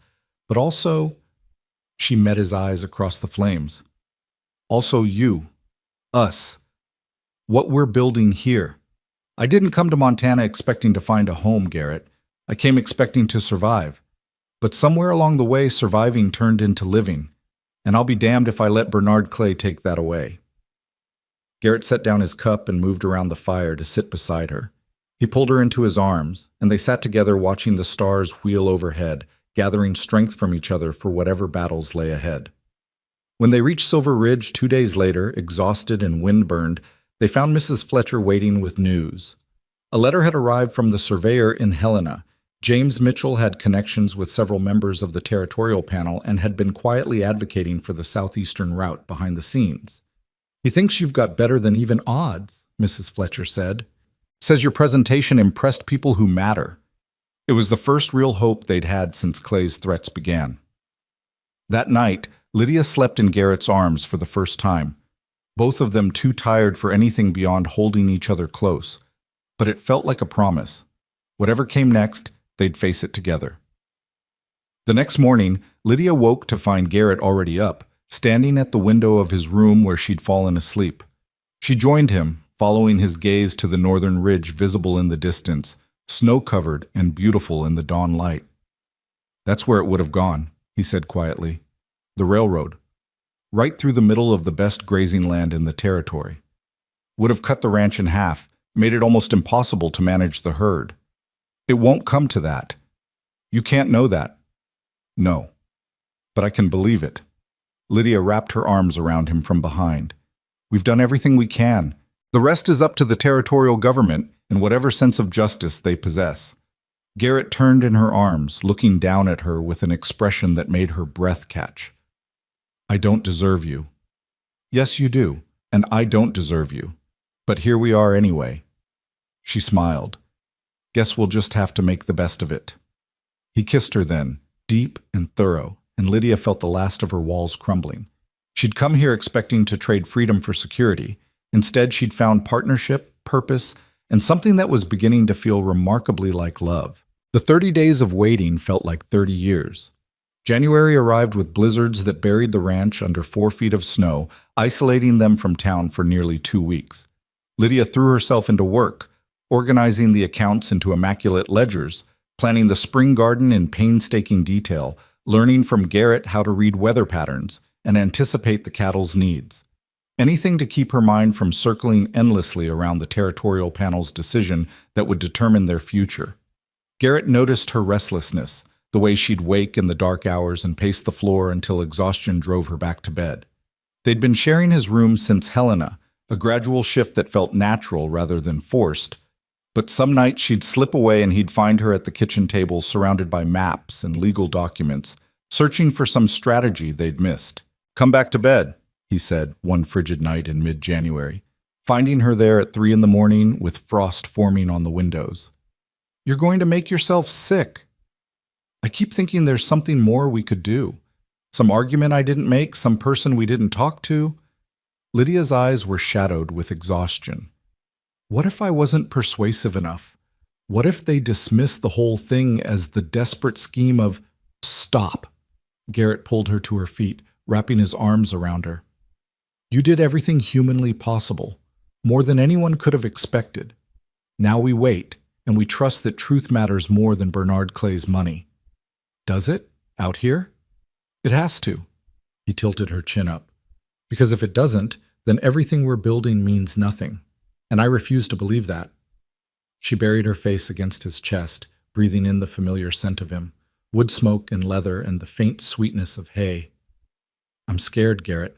I finally found something worth keeping, and the thought of losing it—" "We won't lose. Can't afford to think that way." His arms tightened around her. "You're the strongest person I know, Lydia. Don't forget that now." The next morning brought a break in the weather, and Garrett insisted they ride out to check the herd despite the snow depth. Lydia bundled up in Catherine's old riding coat. Garrett had offered it weeks ago, and she'd accepted after only a moment's hesitation, and they set out on horseback into the white wilderness. The cattle had weathered the storms well, clustered in the sheltered ravine where Garrett had driven them before the worst of the blizzards hit. Lydia watched him move among the animals with practiced ease, checking for frostbite and injury, counting heads to ensure none had strayed. This was his element, and she saw in those moments the man he must have been before grief hollowed him out, capable, confident, completely at home in this harsh landscape. "You're good at this," she called out. "Better than you give yourself credit for." He looked up from examining a heifer's hooves, surprise crossing his face. "It's just ranch work." "It's more than that. You've built something here, Garrett, something real and lasting. That northern ridge you're fighting for, it's not just land. It's proof that you survived, that you built a legacy even when everything fell apart." Something shifted in his expression, and Lydia saw the exact moment he understood what she was really saying. This fight wasn't just about property or money. It was about refusing to let tragedy define him forever, about claiming the right to move forward. "I never thought of it that way," he said quietly. "Always just seemed like stubbornness on my part, holding on to something because I couldn't bear to lose anything else. Maybe it started that way, but it's become something more." Lydia dismounted and waded through the snow to stand beside him. You're fighting for our future now, not just your past. Our future. He tested the words like they were foreign, still getting used to thinking in those terms. Me too. She leaned against his shoulder. But I like it. They rode back as the sun was setting, painting the snowfields gold and pink. At the barn, while Garrett tended the horses, Lydia noticed something she'd somehow missed before. A door at the back, partially hidden behind old tack and stored equipment. When she pulled it open, she found a workshop. Dust-covered tools hung on the walls, and a half-finished rocking chair sat in the corner, abandoned mid-construction. I didn't know you did woodworking.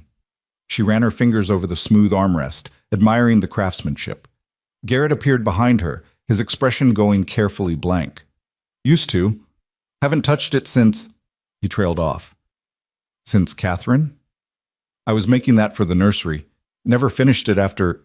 His voice cracked. Couldn't bring myself to go back in there. Lydia studied the rocking chair, seeing the love and hope that had gone into every careful joint, every smoothed surface. It's beautiful, Garrett. You should finish it. What's the point? There's no baby to... He stopped himself, pain flickering across his face. Maybe not now, but someday there might be. The words hung between them, heavy with implication. Lydia hadn't meant to say them aloud, but now that she had, she couldn't take them back. If you wanted. If we wanted. Garrett's eyes widened. Lydia, I can't ask you to. I mean, after what happened to Catherine, the thought of putting someone I care about through that danger. You're not asking. I'm offering. She moved closer, taking his hands. I know you're scared. God knows I'm terrified too. But fear doesn't get to make all our decisions. And if we want children someday, we deserve to have that chance without Catherine's tragedy hanging over us like a curse. I couldn't survive losing you, not after... His voice broke completely. I'm in love with you, Lydia. Completely, terrifyingly in love with you. And the thought of risking your life, then we'll be careful. We'll get the best doctor money can buy when the time comes. But Garrett, life is risk.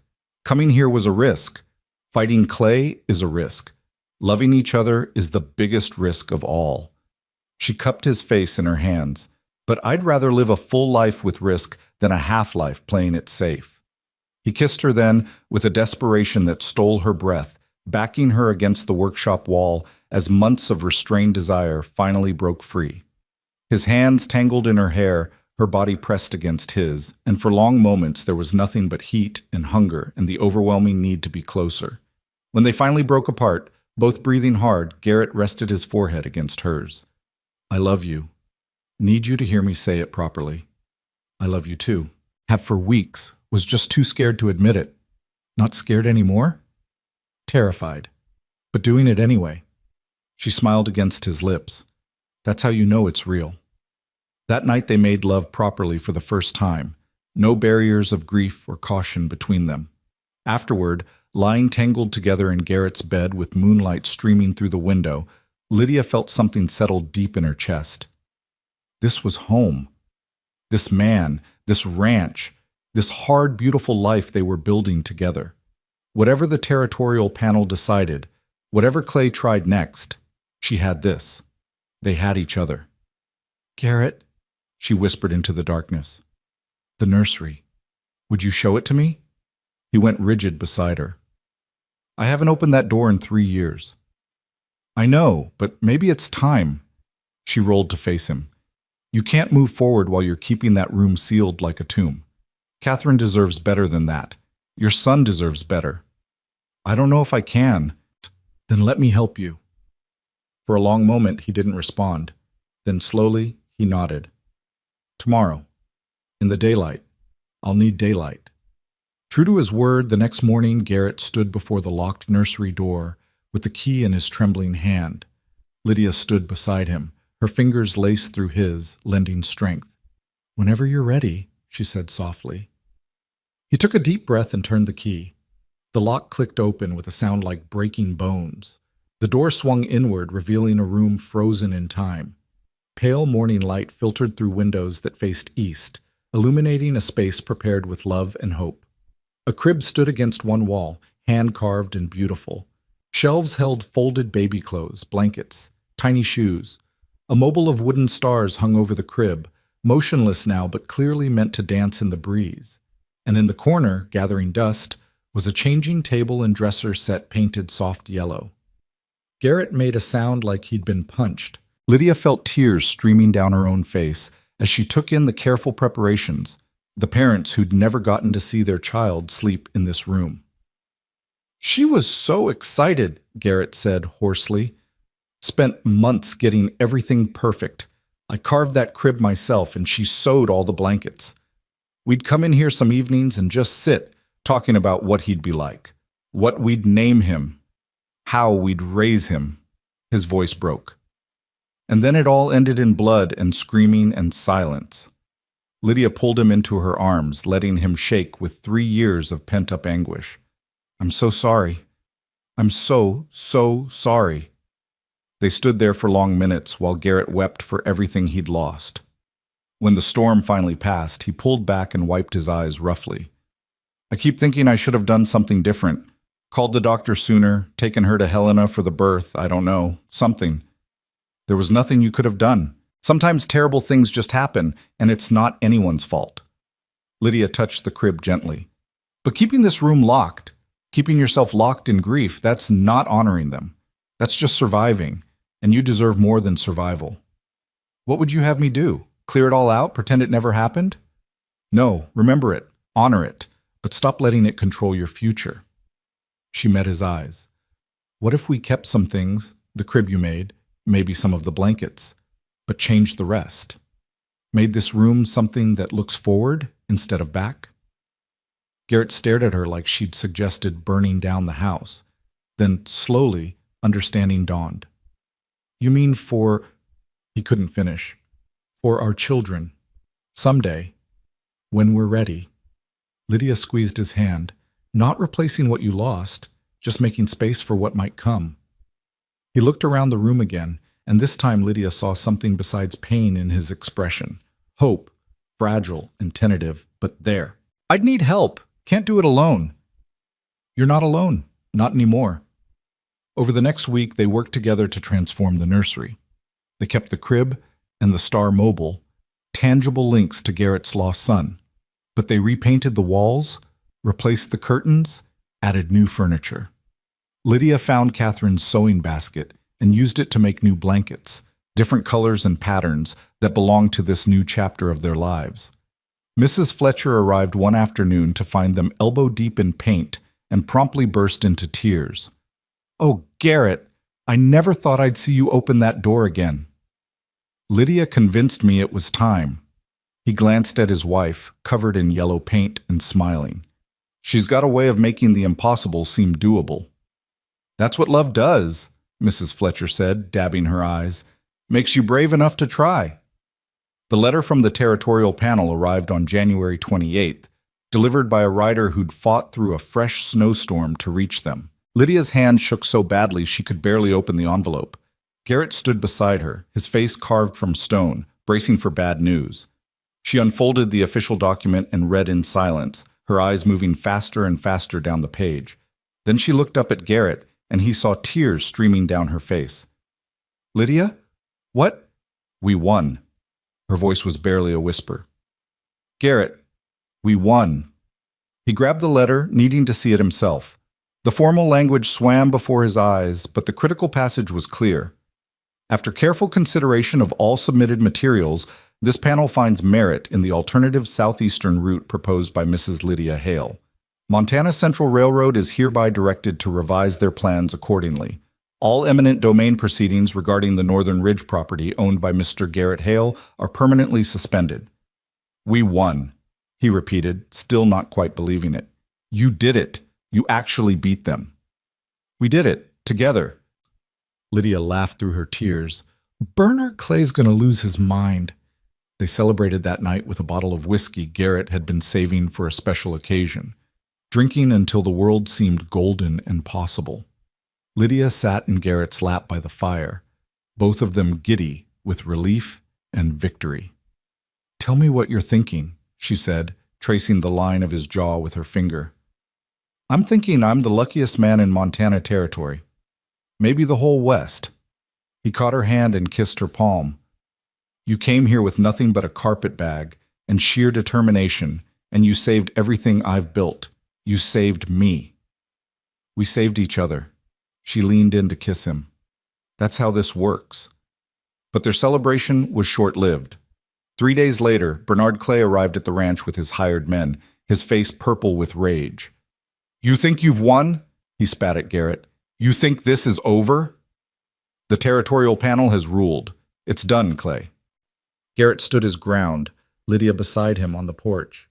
The panel can be influenced. Decisions can be reversed. Clay's smile was vicious. And I still hold the note on your land, Hale. Don't think I've forgotten that. Our payments are current. You have no grounds for foreclosure. I'll find grounds. Trust me. Clay turned to his men. Check those fence lines. I want every violation documented, every post that's crooked, every wire that's loose. We'll find something. For the next hour, Clay's men crawled over the property, measuring, photographing, making notes. Garrett and Lydia watched in helpless fury as they searched for any excuse to declare the loan in default. Finally, one of the men called out, Mr. Clay, found something. They all converged on the southern boundary where a section of fence had indeed collapsed, not from neglect, but from a fallen tree during the last blizzard. Garrett had planned to repair it as soon as the weather cleared. Failure to maintain property boundaries, Clay said triumphantly. Clear violation of the loan terms. I'm declaring this note in default, effective immediately. That's insane, Lydia stepped forward. That fence came down in a storm 3 days ago. The loan agreement allows reasonable time for weather-related repairs. Reasonable is a matter of interpretation. And as the loan holder, my interpretation is the one that counts. Clay pulled out a folded document. You have 30 days to pay the full balance of the loan, $14,000. Or I'll foreclose and take the entire northern ridge. $14,000. An impossible sum. Even with their savings and the upcoming cattle sales, they'd never raise that much in 30 days. Garrett's face went white. You can't do this. I just did. See you in 30 days, Hale. Better start packing. Clay mounted his horse, looking back with a satisfied smirk. Oh, and Mrs. Hale, your cousin sends his regards. He was very interested to learn about your whereabouts. Might be paying you a visit soon. They rode off, leaving Garrett and Lydia standing in the snow, their victory turned to ashes. Bastard, Garrett said hoarsely. He planned this, probably had his men sabotage that fence themselves. Can we prove it? Not in time. Even if we could, he owns the judge, the sheriff, half the territory. Garrett turned away, his shoulders slumping. It's over. I can't raise $14,000 in 30 days. Hell, I couldn't raise it in 30 months. But Lydia's mind was already racing. The cattle, if we sold them all, would bring maybe $5,000 at current market prices. Not enough. The southern parcels, then, could we sell them to raise their mortgage too, just not to Clay, and selling would take months. Garrett looked at her with devastation in his eyes. I'm going to lose it all. The ridge, probably the whole ranch, everything I built, everything we fought for. No, Lydia's voice was hard. No, he doesn't get to win like this. There has to be a way. There isn't. Clay made sure of that. Garrett's laugh was bitter. I should have sold when he first asked. At least then I'd have gotten something. Now I'll lose it for nothing. Stop. Lydia grabbed his shoulders. Don't you dare give up now. We beat the railroad. We can beat this. How? We don't have the money, can't raise it in time, and Clay holds all the cards. She didn't have an answer. Not yet. But she refused to accept defeat. Not after they'd come so far. That night, while Garrett descended into dark despair, Lydia pulled out every financial document they had and began searching for options. Sell the horses? Not enough. Borrow from neighbors? They were all struggling themselves. Take out another loan? No bank would advance that much so quickly. Appeal to the territorial authorities? Clay's corruption ran too deep. She was still searching when dawn broke, her eyes burning with exhaustion. Garrett found her slumped over the kitchen table, surrounded by useless calculations. Come to bed, he said quietly. It's hopeless, Lydia. Better to accept it now. I won't accept it. I can't. She looked up at him with fierce determination. There's always another option, always another way. I just have to find it. But as the days passed and the deadline crept closer, Even Lydia's resolve began to crack. They explored every possibility, contacted every potential lender, considered every desperate scheme. Nothing came close to raising the needed sum. 2 weeks before the deadline, Lydia was in town picking up supplies when she overheard a conversation in the general store. A group of ranchers were discussing a cattle buyers consortium coming through Helena next month, offering premium prices for large herds. "Too bad it's not happening sooner," one rancher said. "Could solve a lot of problems." Premium prices. Large herds. An idea began forming in Lydia's mind, desperate and possibly insane, but an idea nonetheless. She rode home faster than was safe and burst into the house where Garrett was reviewing bills they could no longer pay. What if we pooled herds with the neighboring ranches, drove them to Helena together for the buyers' consortium? The words tumbled out. If we could get premium prices for a large combined herd, our share might be enough to... The consortium doesn't arrive for 5 weeks. We have 2.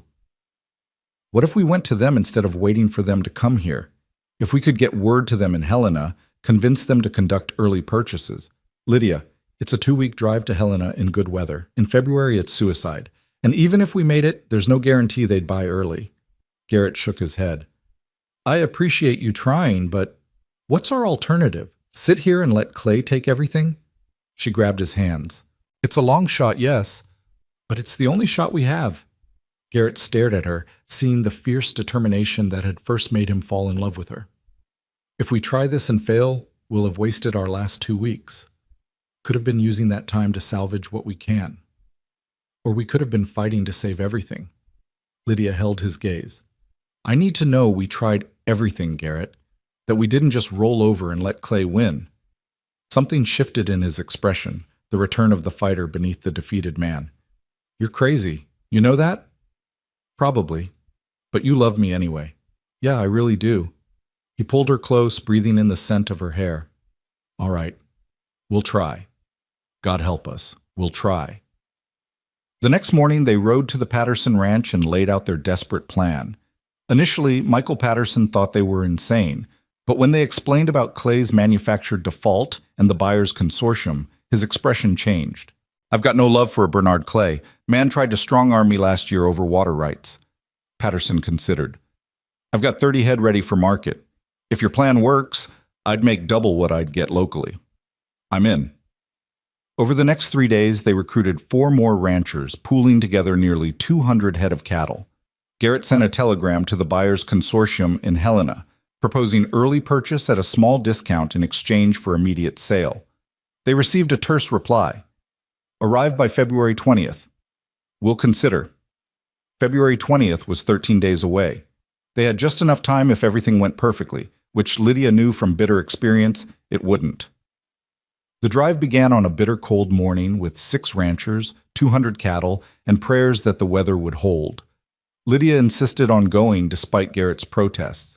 "You've never done a cattle drive. It's dangerous, exhausting." "I'm going. This is our fight, and I'll see it through." She was already mounted, dressed in men's clothes borrowed from Garrett because her skirts would be suicide on horseback. "Besides, you'll need everyone you can get." He recognized the futility of arguing. "Stay close to me, and if I tell you to do something, you do it immediately. Understood?" "Yes, boss." She smiled despite her nerves. "Let's go save our home." The first 3 days went smoothly enough. Long, grueling hours in the saddle, sleeping on frozen ground, eating beans and hardtack. Lydia learned to anticipate the herd's movements, to spot strays before they wandered too far. Her body ached in ways she hadn't known possible, but she gritted her teeth and kept going. On the 4th day, the weather turned. What started as light snow became a blizzard, reducing visibility to mere feet. They lost 6 head in the whiteout, and one of the ranchers broke his arm when his horse spooked and threw him. "We should turn back," Michael Patterson shouted over the wind. "This is madness." "We're halfway there," Garrett called back. Turning back now means we lose everything anyway." They pushed forward through conditions that would have stopped anyone with sense. Lydia couldn't feel her feet in the stirrups, and her face was raw from wind and ice. But every time she considered suggesting they quit, she thought of Bernard Clay's smug face and forced herself onward. On the 8th day, the injured rancher developed a fever and had to be left at a way station. They were down to 5 drivers and nearly 190 head, the rest lost to weather, predators, and exhaustion. But Helena was only 3 days ahead if they could maintain their pace. That night, huddled around an inadequate fire, Garrett pulled Lydia aside. "You should have stayed home. This is too dangerous." "I'm fine," her teeth chattered, belying the words. "You're half frozen and dead on your feet." He wrapped his bedroll around her shoulders. "If something happens to you, it won't. We're going to make it, sell the herd, and save the ranch." She leaned into his warmth. "Then we're going to go home and never leave again for the rest of our lives. Promise?" "Promise." They made Helena on February 19th, the cattle gaunt and exhausted but alive. The buyers' consortium agreed to see them that evening, and Lydia stood beside Garrett in a Helena hotel room, covered in trail dust and probably smelling like cattle, while 3 well-dressed businessmen examined their herd. "They're in rough shape," the lead buyer said. "You've driven them hard." "Had no choice," Garrett replied evenly. "But they're prime Montana beef. You won't find better stock." The negotiation was brutal. The buyers knew the ranchers were desperate and drove a hard bargain. But finally, after 2 hours of back and forth with Lydia, interjecting strategic points about market values and quality standards, they reached an agreement. When the final tally was complete and the funds distributed, Garrett's share came to $9,300. Combined with their existing savings and everything else they could scrape together, it totaled $13,800, $200 short. Lydia stared at the figure, feeling everything they'd fought for slipping away. So close. They'd come so impossibly close. "I might have something," Michael Patterson said quietly. "My wife's pearl necklace. It was her grandmother's, worth maybe $300 if we can find a buyer quickly." "Michael, we can't ask you to—" "You're not asking, I'm offering. Clay tried to destroy me last year. Would have succeeded if I hadn't gotten lucky. This is a chance to hit back at that bastard. I'll take it." They found a jeweler willing to buy the necklace for $250. With shaking hands, Lydia counted out the final sum, $14,100. Enough. Barely, impossibly, but enough. They made the return journey in 7 days, riding hard with the certified bank draft that represented everything they'd fought for. When they reached Silver Ridge, there was 1 day left before Clay's deadline. Bernard Clay arrived precisely at noon on February 28th, clearly expecting to find them broken and defeated. His expression when Garrett handed him the bank draft was something Lydia would treasure forever. "That's the full balance of the loan," Garrett said calmly, "plus accrued interest. You'll provide a satisfaction of mortgage by end of business today." Clay's hands shook as he examined the draft, searching for some flaw, some reason to reject it. But the document was perfect, drawn on a Helena bank with full verification. He'd lost, and he knew it. "This isn't over," he said, his voice shaking with rage. "I'll find another way to—" "You're done, Clay." Lydia stepped forward.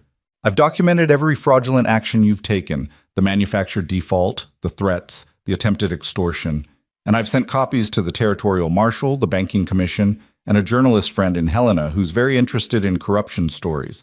You come after us again, and everything goes public." It was a bluff. She had no journalist friend, but Clay didn't know that. His face went from red to white to purple. "You'll regret this," he spat. "No," Garrett said. "I really don't think we will." They watched Clay ride away, defeat in every line of his hunched shoulders. When he was out of sight, Lydia's legs gave out, and she sat down hard in the snow, shaking with reaction. "Is it over? Is it really over?" Garrett pulled her to her feet and into his arms. "It's over. We won. The ranch is ours, free and clear." They stood there in the snow, holding each other as the enormity of their victory sank in. They'd fought the railroad, beaten a corrupt banker, and saved their home against impossible odds. Together. That night, Lydia woke to find Garrett's side of the bed empty. She found him in the newly transformed nursery, standing beside the crib he'd carved 3 years ago, one hand resting on the smooth wood. "Couldn't sleep?" she asked softly from the doorway. "Thinking about the future. About what we might fill this room with someday." He looked at her, and his smile was genuine and unforced. "Think you'd want that? Children running around this ranch, driving us crazy?" "I think I'd want that very much." She moved to stand beside him. Not right away. I need to recover from that cattle drive first, but someday, when we're ready, we'll get the best doctor. Take every precaution. His voice was fierce. I won't lose you the way I lost Catherine. You won't lose me. Lydia took his hand and placed it over her heart. I'm too stubborn to go anywhere. He laughed, the sound surprising them both. When was the last time genuine laughter had filled this house? But here they were, laughing together in a room that had once held only grief, planning a future neither had dared to imagine 6 months ago. The snow had stopped falling outside, and through the window Lydia could see stars blazing in the clear Montana sky. Tomorrow they'd start planning the spring planting. They'd repair the storm damage, expand the herd, maybe even add on to the house. They had time now. Time and peace and each other. I love you, Garrett whispered against her hair. More than I thought possible to love anything after Catherine. You brought me back to life, Lydia. We brought each other back. She turned in his arms. That's how love works. It saves us from ourselves. They returned to bed together, wrapped in each other and the promise of all the tomorrows they'd fought so hard to claim. Outside, the ranch slept under its blanket of snow, safe and theirs. Home. Spring came to Silver Ridge Ranch like a promise kept. The snow melted in earnest by late March, revealing the winter-battered land beneath. Lydia stood in the kitchen garden plot on the first truly warm morning of April, her hands deep in newly thawed earth, and felt something she'd never quite experienced before. Belonging so complete it was almost painful. You planning to plant or just stand there communing with the dirt? Garrett called from the barn door, amusement coloring his voice in a way that still surprised her after months of marriage. The man who'd greeted her with stern silence last November now teased her regularly, smiled often, and laughed like he was making up for 3 years of holding it in. Both, she called back. This soil is magnificent, Garrett. Catherine knew what she was doing when she built these beds. She saw him flinch slightly at his first wife's name. He still did sometimes. But the pain was gentler now, more memory than open wound. She'd be glad to see it used again. Always hated waste. Lydia had learned not to avoid mentioning Catherine. Pretending she'd never existed felt like a different kind of betrayal, and Garrett needed to know his past and present could coexist. Some nights he still talked about her, sharing memories Lydia received like gifts, not threats, just pieces of the man he'd been before grief tried to destroy him. Mrs. Fletcher arrived mid-morning with her usual basket of town gossip and fresh bread. You'll never guess what's happened, she said breathlessly, settling at the kitchen table while Lydia poured coffee. Bernard Clay's been arrested. Lydia's cup stopped halfway to her mouth. What? Fraud, embezzlement, about 6 other charges I can't remember. Turns out that journalist you mentioned to him started investigating, and Clay's entire operation was crooked from foundation to roof. Rocky Mountain Bank's being seized by federal authorities, and Clay's looking at prison time. Mrs. Fletcher's smile was satisfied. Couldn't have happened to a nicer fellow. I never actually contacted any journalist, Lydia admitted. It was a bluff. Well, someone did. Maybe one of the other ranchers he'd squeezed over the years. Either way, he won't be bothering anyone from behind bars. Mrs. Fletcher leaned forward conspiratorially. And there's more. That cousin of yours, Edwin Mercer, apparently showed up in Stillwater last week asking around for you. Ice flooded Lydia's veins. He's here? Was here. Past tense. Mrs. Fletcher patted her hand. Sam Porter got wind of what he was after. Seems your cousin made the mistake of bragging in the saloon about reclaiming his property, meaning you, and Sam made sure the whole town knew the real story. By the time Edwin tried to ride out to Silver Ridge, he had the sheriff, 3 ranchers, and half the town's husbands escorting him right back to the train station with a strong suggestion he never return. The sheriff helped? Lydia's voice was faint. New sheriff. Young fellow named Morrison, the Reverend's nephew. He takes a dim view of men who abuse women. Mrs. Fletcher squeezed her hand. You're safe, dear. This community protects its own, and you're one of ours now. When Garrett came in for lunch, Lydia told him about Edwin's attempted visit. She watched his jaw tighten, saw his hands curl into fists, but his voice stayed calm. Should have let me know he was here. Would have handled it permanent-like. The town handled it. That's what Mrs. Fletcher said. I'm one of theirs now. Lydia touched his clenched fist until it relaxed. I have a home, Garrett. A real home with people who'll stand up for me. That's more than I ever had in Boston. Still wouldn't mind 5 minutes alone with that bastard. I know, but he's gone. Clay's in jail, and we're here, safe and together. That's what matters. She pulled him down for a kiss. Besides, I have more important news. I'm late. Late for what? My monthly courses. 3 weeks late. She watched comprehension dawn on his face, followed by joy, then terror in rapid succession. His hands came up to grip her shoulders, trembling slightly. You're pregnant? You're sure? Not completely sure yet, but the signs are there. She covered his hands with hers. Are you happy? Or just terrified? Both. God, Lydia, both. He pulled her against him, his face buried in her hair. I want this so much, but the thought of losing you. You won't. We'll be careful. Get Doc Henderson out from Helena when the time comes. I heard he's the best in the territory. And Garrett, women have babies every day. Most of us survive just fine. Catherine didn't. I'm not Catherine. My body's different. The circumstances are different. You can't let what happened to her poison what's happening to us. She pulled back to look at him. I need you to believe we'll be okay. Can you do that? He searched her face for a long moment, and she saw him wrestling with 3 years of trauma and fear. Finally, slowly, he nodded. I'll try. And I'll be with you every step. Whatever you need. I need you to finish that rocking chair you started, and maybe make a cradle to match. She smiled through tears she hadn't realized were falling. Our baby deserves furniture made by their father's hands. That afternoon, for the first time since Catherine's death, Garrett went into his workshop and picked up his tools. Lydia heard the rasp of sandpaper, the careful tap of hammer on chisel, and knew he was carving their future into wood grain and joinery. Doc Henderson confirmed the pregnancy 2 weeks later during a visit to the ranch. He examined Lydia thoroughly, asked detailed questions about her health, and pronounced her strong and likely to have an uncomplicated delivery. Your wife's built for this, Mr. Hale, he said, snapping his medical bag closed. Good hips, healthy constitution, no complications I can detect. Barring unforeseen circumstances, I see no reason this shouldn't go smoothly. And if there are complications, Garrett's voice was tight, then I'll be here to handle them. I've delivered over 200 babies, Mr. Hale, and I've only lost 3 mothers. Those were extreme cases, bleeding disorders, breech presentations that couldn't be corrected. Your wife shows no signs of such issues. Henderson fixed Garrett with a stern look. I know what happened to your first wife.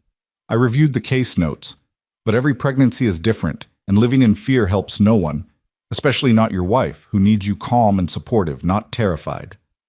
After Henderson left, Garrett found Lydia in the garden, transplanting the tomato seedlings she'd started indoors. He knelt beside her in the dirt, not caring about his clean pants, and took her soil-stained hands in his. I'm going to trust this, he said.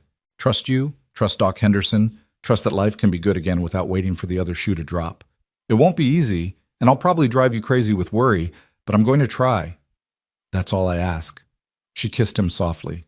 We're going to be fine, Garrett. All 3 of us. Summer transformed the ranch. The garden exploded with life under Lydia's careful tending. Tomatoes climbing their stakes, beans winding around poles, lettuce and radishes in neat rows. She spent hours out there in the early morning cool before the heat became oppressive, weeding and watering and planning next year's expansions. Her pregnancy advanced without complications. By June, her belly was visibly rounded, and she had to let out her dresses. Mrs. Fletcher taught her to sew baby clothes, and soon the newly finished nursery was stocked with tiny gowns and blankets. Garrett finished the rocking chair and built a cradle that was a work of art, smooth as silk, with carved stars to match the mobile he'd made years before. One evening in July, they sat on the porch watching the sunset over the mountains, Lydia in the new rocking chair with Garrett's hand resting on her belly. The baby kicked, and Garrett's eyes went wide with wonder. That's strong! He's going to be a fighter. She, Lydia corrected. I think it's a girl. Either way. He leaned down and spoke to her belly. You hear that in there? You've got parents who want you more than anything. Don't keep us waiting too long, all right? The baby kicked again, as if in response, and they both laughed. These were the moments Lydia treasured, simple and domestic, so far from the desperate circumstances that had brought her here. She'd come to Montana expecting survival. Instead, she'd found joy. Garrett, can I ask you something? Anything. Do you ever regret it? Putting that advertisement in the matrimonial papers? Taking a chance on a stranger? He was quiet for a moment, considering. Not for 1 second. You saved my life, Lydia.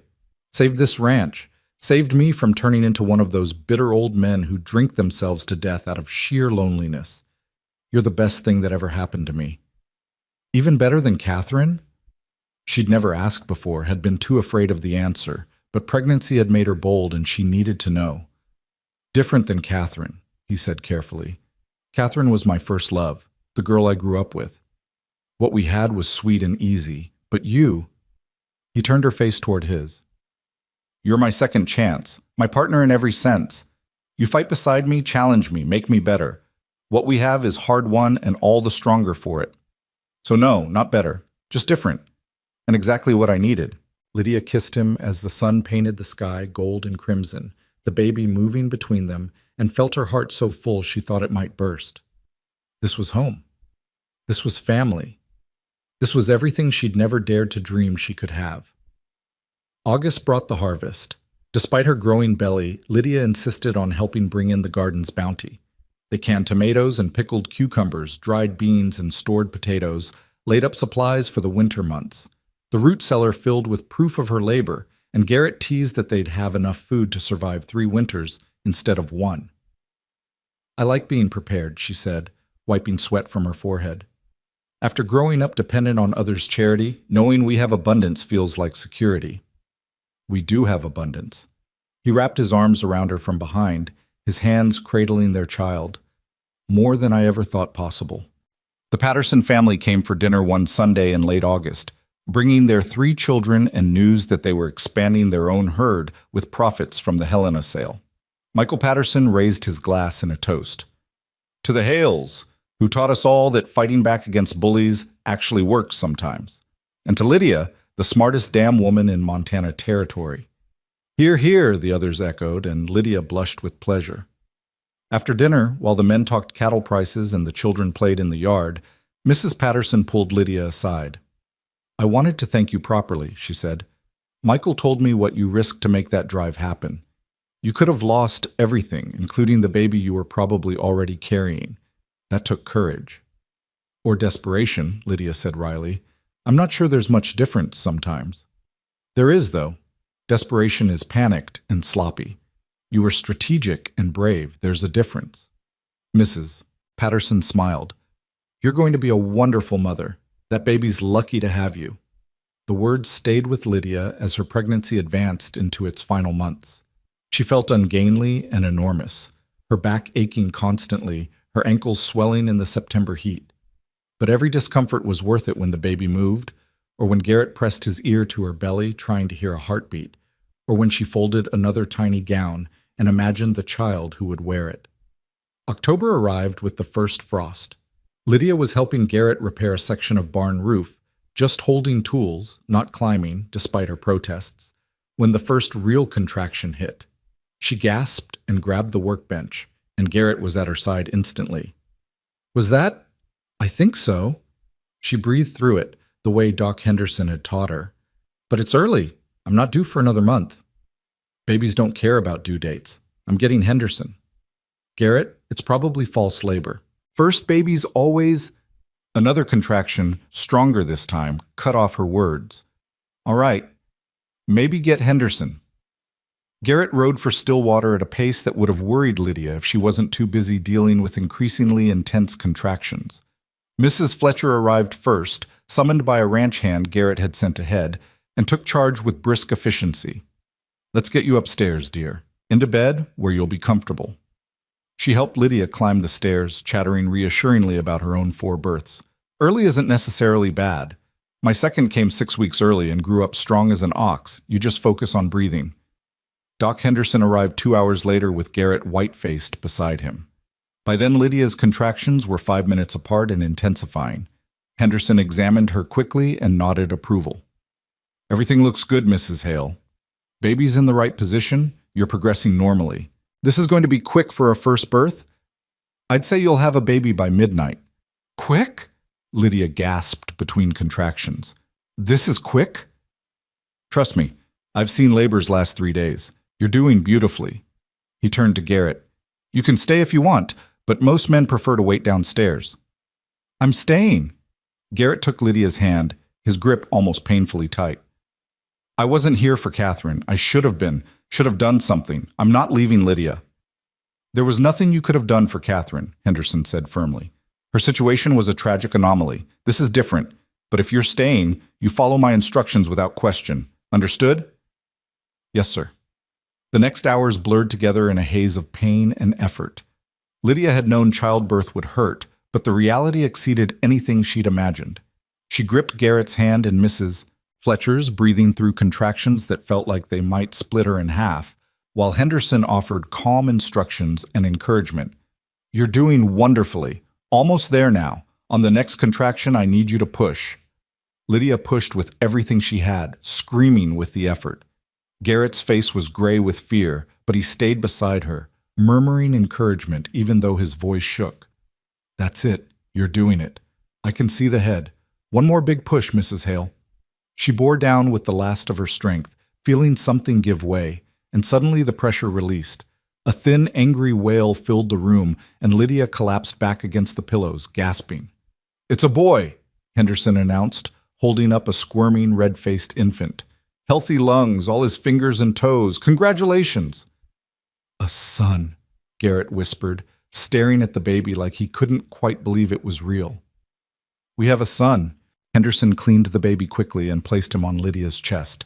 She looked down at the tiny, furious face, their child, their miracle, and felt tears streaming down her cheeks. He was perfect. Small, but perfect, with a shock of dark hair and Garrett's straight nose and eyes that would probably be gray like his father's. Hello, she whispered. We've been waiting for you. The baby stopped crying and seemed to focus on her face, one tiny hand waving. Garrett reached out with a trembling finger and touched that small hand. Immediately, the baby's fingers closed around his father's finger with surprising strength. He's got a good grip, Garrett said, his voice thick with tears. Strong boy. Just like his father. Lydia looked up at her husband and saw his face transformed by joy and relief and love so fierce it was almost frightening. We did it, Garrett. We're parents. You did it. You're amazing. He couldn't find words, so he just kissed her forehead, her cheeks, her lips. Thank you. Thank you for this. For him. For everything. Henderson finished his examination and declared both mother and baby in excellent health. He's small but strong. Early babies often are. Keep him warm, feed him regularly, and he'll catch up to full-term size in a few months. He packed his instruments. I'll check back in a week, but I expect no complications. You did beautifully, Mrs. Hale. After Henderson and Mrs. Fletcher left, Garrett and Lydia were alone with their son. They lay together in the bed, the baby nestled between them, studying every tiny feature in the lamplight. What should we name him? Lydia asked. Garrett was quiet for a moment. I was thinking. Catherine and I never got to name our son. He died before we could decide. But there was one name Catherine loved. Would it be all right if we used it for him? What name? Thomas. It was her father's name, but only if you're comfortable with it. Lydia looked at the baby, then at Garrett. She understood what he was asking, permission to honor his first wife, to weave past and present together. Some women might have refused, might have seen it as a threat, but Lydia had learned that love wasn't a finite resource that had to be divided. There was room in their family for Catherine's memory and their living future. Thomas Hale, she said, testing it. I think it's perfect, but he needs a middle name too, something that's just ours. What would you want? Something that means hope or new beginning. She thought for a moment. What about Thomas James? James means supplanter, one who comes after and transforms things. That's what this baby represents, isn't it? Not replacing what was lost, but transforming grief into joy. Thomas James Hale. Garrett smiled, the expression lighting his whole face. Yeah, that's exactly right. Little Thomas proved to be a hungry, demanding baby who believed sleep was optional. The first few weeks were a blur of feeding and diaper changes and exhausted attempts to sleep whenever the baby did. But Lydia had never been happier, even when she was so tired she could barely stand. Garrett was a revelation as a father. He'd been so afraid of repeating the past that Lydia had worried he might keep his distance. Instead, he was devoted, walking the floor with Thomas at 3 in the morning, changing diapers without complaint, singing rough lullabies in his rumbling bass voice. She'd catch him sometimes just standing over the cradle, watching their son sleep with an expression of wonder and fierce protectiveness. I won't let anything hurt him, Garrett said one night, his hand gentle on Thomas's tiny chest. He'll grow up safe and loved, and knowing his parents would move mountains for him. He already knows, Lydia said, wrapping her arms around Garrett from behind. Look at him. That's the baby who feels secure.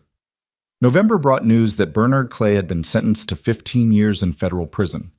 The story of his corruption had spread across the territory, ruining his reputation and dismantling his business empire. Montana's Central Railroad had approved the southeastern route Lydia had proposed, and construction was proceeding without disrupting any private ranches. You were right, Garrett said when they heard the news.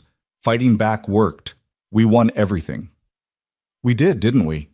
Lydia looked around their home, the cradle by the fire where Thomas slept, the ledgers showing their profitable year, the window overlooking land that was theirs free and clear. Sometimes I still can't believe this is my life, that I get to have all this. Our life, Garrett corrected, and you earned every bit of it. That afternoon, Mrs. Fletcher arrived with a box she'd found while cleaning her attic. These were Catherine's, she said, setting it on the kitchen table. Recipes mostly, and some letters. I thought Thomas might want them someday. To know something about the woman his middle name honors. Lydia opened the box carefully. Inside were handwritten recipes for bread and preserves, letters from Catherine's mother, a pressed flower from her wedding bouquet. Pieces of a life cut tragically short. Thank you, she said to Mrs. Fletcher. We'll keep them safe. Thomas should know his father loved someone before me, and that love made Garrett the man I fell in love with. Catherine's part of our family story. You're a rare woman, Lydia Hale. Not many would be so generous about a predecessor. Mrs. Fletcher wiped her eyes.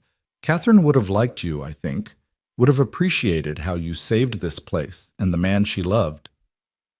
That evening, Garrett and Lydia went through Catherine's box together. He shared memories each item sparked.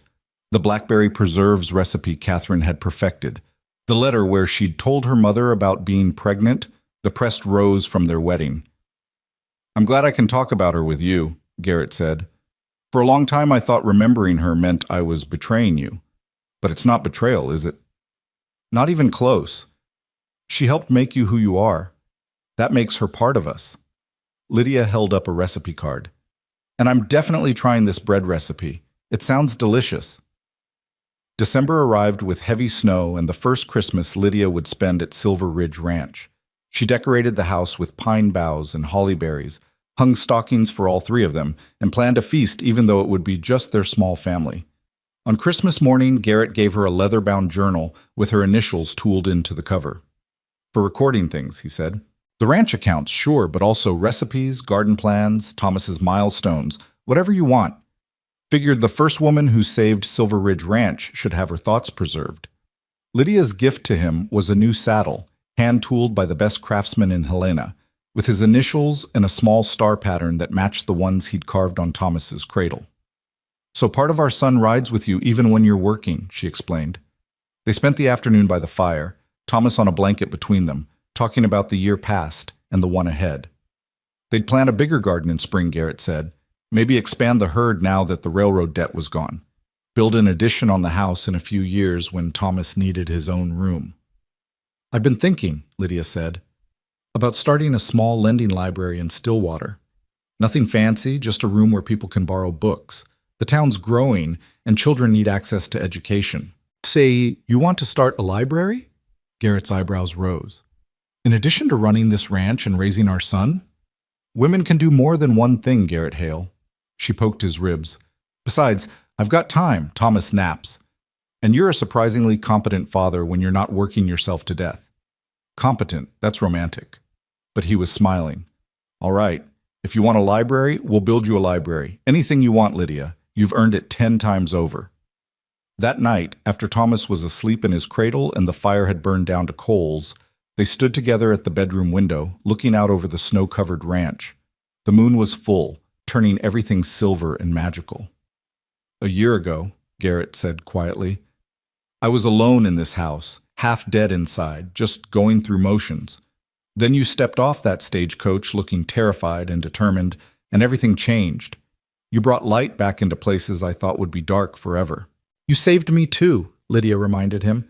I had nothing, no home, no family, no future. You gave me all three. We saved each other, Garrett. That's how this works. Then we're even? Not even close. I figure we'll spend the rest of our lives trying to outsave each other. She leaned into his warmth. Doesn't sound too bad, does it? Sounds perfect. As winter deepened and the new year turned, Silver Ridge Ranch settled into a rhythm of family life. Thomas grew from a tiny newborn into a chunky, smiling baby who delighted in grabbing anything within reach. The ranch prospered. The community embraced the small library Lydia started in an unused room above the general store. And Garrett slowly, carefully opened the rest of his heart to the possibility that happiness wasn't a betrayal of grief, but its transformation. One evening in late March, with spring returning and Thomas nearly 6 months old, Lydia found Garrett in his workshop. He was building a small rocking horse, sanding the wood with patient strokes. Starting early, aren't you? Thomas can't even sit up yet. Planning ahead. Figured he'll be ready for it in a year or so. Garrett looked up from his work. Besides, I was thinking, maybe Thomas shouldn't be an only child. Maybe in a year or two we could have another baby? Lydia finished, her heart lifting. You're not terrified anymore? Still terrified, but also excited. And I figure if we can survive everything we've been through, we can survive anything, even a second baby. He pulled her down to sit on his lap. What do you think? Want to do this again? I think I'd like Thomas to have siblings. Want him to grow up with family around him, not alone like I was. She kissed Garrett softly. But let's survive this first year before we plan the next one. Deal. Summer returned, and with it the first anniversary of Lydia's arrival at Silver Ridge Ranch. Garrett surprised her by declaring it a holiday. No ranch work, just family time. They packed a picnic and rode out to the northern ridge that they'd fought so hard to keep, Thomas secured in a sling against Garrett's chest. From the ridgetop they could see for miles, the ranch buildings nestled in the valley, the creek glinting silver in the sun, the mountains rising purple in the distance. Their land, their home, hard-won and cherished. This is what we were fighting for, Garrett said, gesturing at the vista. All of this. The land, sure, but more, the right to build something lasting, to have a future instead of just a past. And we did it. Lydia adjusted Thomas's bonnet to shade his face. We actually did it. You did most of it. I was just along for the ride. That's not true and you know it. You're the one who taught me about the land, trusted me with the finances, stood beside me when anyone else would have given up. She leaned against him, careful not to jostle the baby. We're a team, Garrett. Equal partners. Equal partners, he agreed. I like the sound of that. Thomas chose that moment to wake from his nap and demand attention with a lusty wail. They laughed and settled on the grass to feed him, watching the clouds drift overhead and the hawks circling in the thermals. A perfect moment in an imperfect world. Exactly what life was supposed to be. As summer faded into autumn and then winter again, the cycle of ranch life continued. They brought in another successful harvest from Lydia's expanded garden. The cattle herd grew. Garrett taught Thomas to wave and clap, delighting in every small milestone. The library in town became a gathering place for women and children, a space Lydia had created for community and learning. On a cold evening in January, nearly 15 months after Lydia had first arrived in Montana, they sat together by the fire. Garrett, Lydia, and Thomas, who was learning to walk by clutching furniture and taking wobbly steps. Mrs. Fletcher had come for dinner and stayed to help string popcorn for decorations.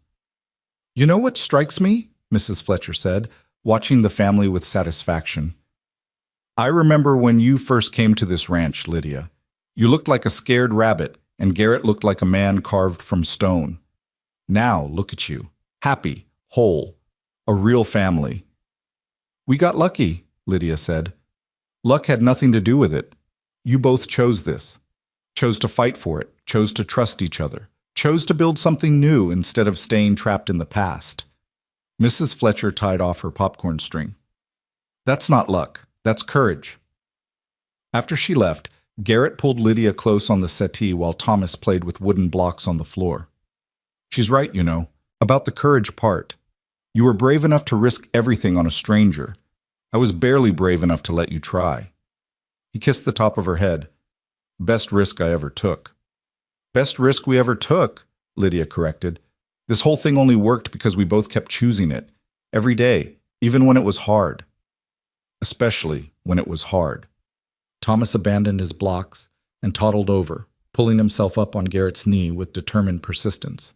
Garrett lifted him onto his lap, and the baby immediately grabbed for his father's beard, giggling when Garrett pretended to bite his tiny fingers. Lydia watched them together, her husband and her son, dark heads bent close, laughing at some shared joke she wasn't part of, and felt her heart so full she thought it might overflow. This was everything. This moment, this family, this hard-won home. She'd come to Montana expecting nothing more than survival, and instead she'd found a life worth living. What are you thinking? Garrett asked, catching her expression. That I never want to forget this, any of this. She gestured at the cozy room, the baby, the man she loved.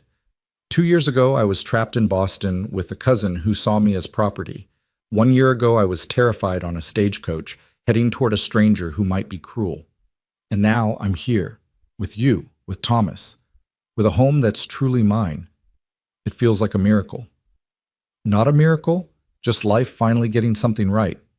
Garrett shifted Thomas to one arm and pulled Lydia close with the other. And it's not over yet. We've got years ahead of us, raising this boy, maybe his siblings, watching the ranch grow, getting old together. All of it. Promise? Promise. You're stuck with me, Lydia Hale. For better or worse, richer or poor, all of it, until we're old and gray and complaining about our joints. I can live with that. She kissed him while Thomas patted both their faces with sticky hands. I can definitely live with that. Outside, snow began falling again, soft and steady, covering the ranch in fresh white. Inside, the fire crackled, and the lamplight glowed warm, and a family that shouldn't have existed found peace in the simple act of being together. Garrett looked at Lydia, his mail-order bride who'd become his partner, his love, his equal in all things, and saw his future written in her smile. Not a replacement for what he'd lost, but something entirely new, something earned through struggle and choice, and the daily decision to keep choosing each other. She'd arrived thinking he'd be cruel, expecting demands and coldness. He told her he didn't need a servant, he needed someone to stay. And she had stayed. Through fights with corrupt bankers and desperate cattle drives and the terrifying joy of bringing new life into the world, she had stayed. More than that, she'd saved him. From loneliness, from grief, from a half-life lived in the shadow of tragedy. She'd brought light back to Silver Ridge Ranch, and in doing so, she'd brought him back to life. I love you, he said, the words coming easier now after months of practice. Don't think I say it enough, but I do, more than I thought possible. I know. Lydia's eyes were bright with tears and laughter. And I love you, my stern cowboy who turned out to have the softest heart in Montana territory. Don't tell anyone. Got a reputation to maintain. Thomas yawned hugely and rubbed his eyes, signaling bedtime. They carried him upstairs together, tucking him into the cradle that would soon be too small, singing the lullaby that had become their nightly ritual. When he was asleep, they stood watching him breathe, this miracle they'd made together. Ready for bed? Garrett whispered. Ready for forever, Lydia corrected. They climbed into bed in the room they now shared fully. No separate spaces, no walls between them. Outside the window, their ranch slept under its blanket of snow, the land they'd fought for, the home they'd built, the legacy they'd preserve for their children and grandchildren yet to come. Lydia drifted toward sleep in Garrett's arms, warm and safe and completely at peace. Tomorrow would bring its own challenges. Ranch work never ended, and spring would bring a whole new set of demands. But tonight, this moment, everything was perfect. She'd stepped off that stagecoach 15 months ago expecting a monster. Instead, she'd found a man wounded by loss who needed someone to stay. Not a servant, not a replacement, just someone willing to stand beside him and fight for something better. And she had stayed. Through fear and doubt and battles that should have broken them.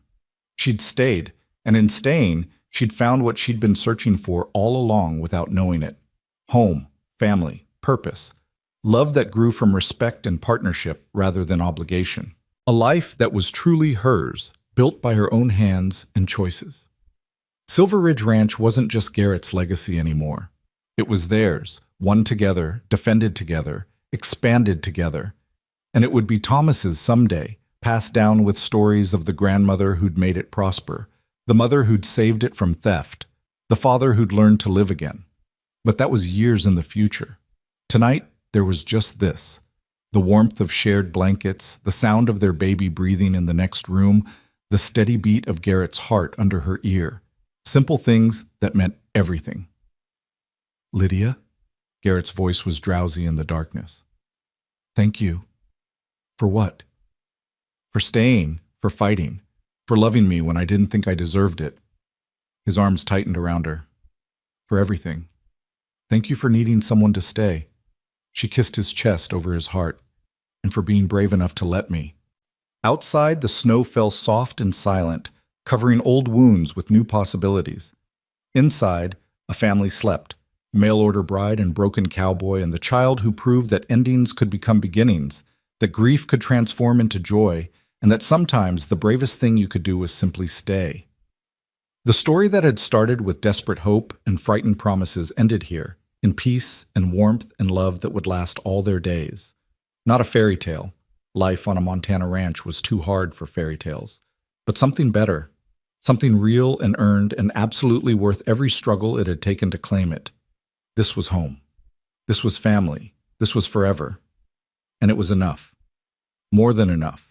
It was everything.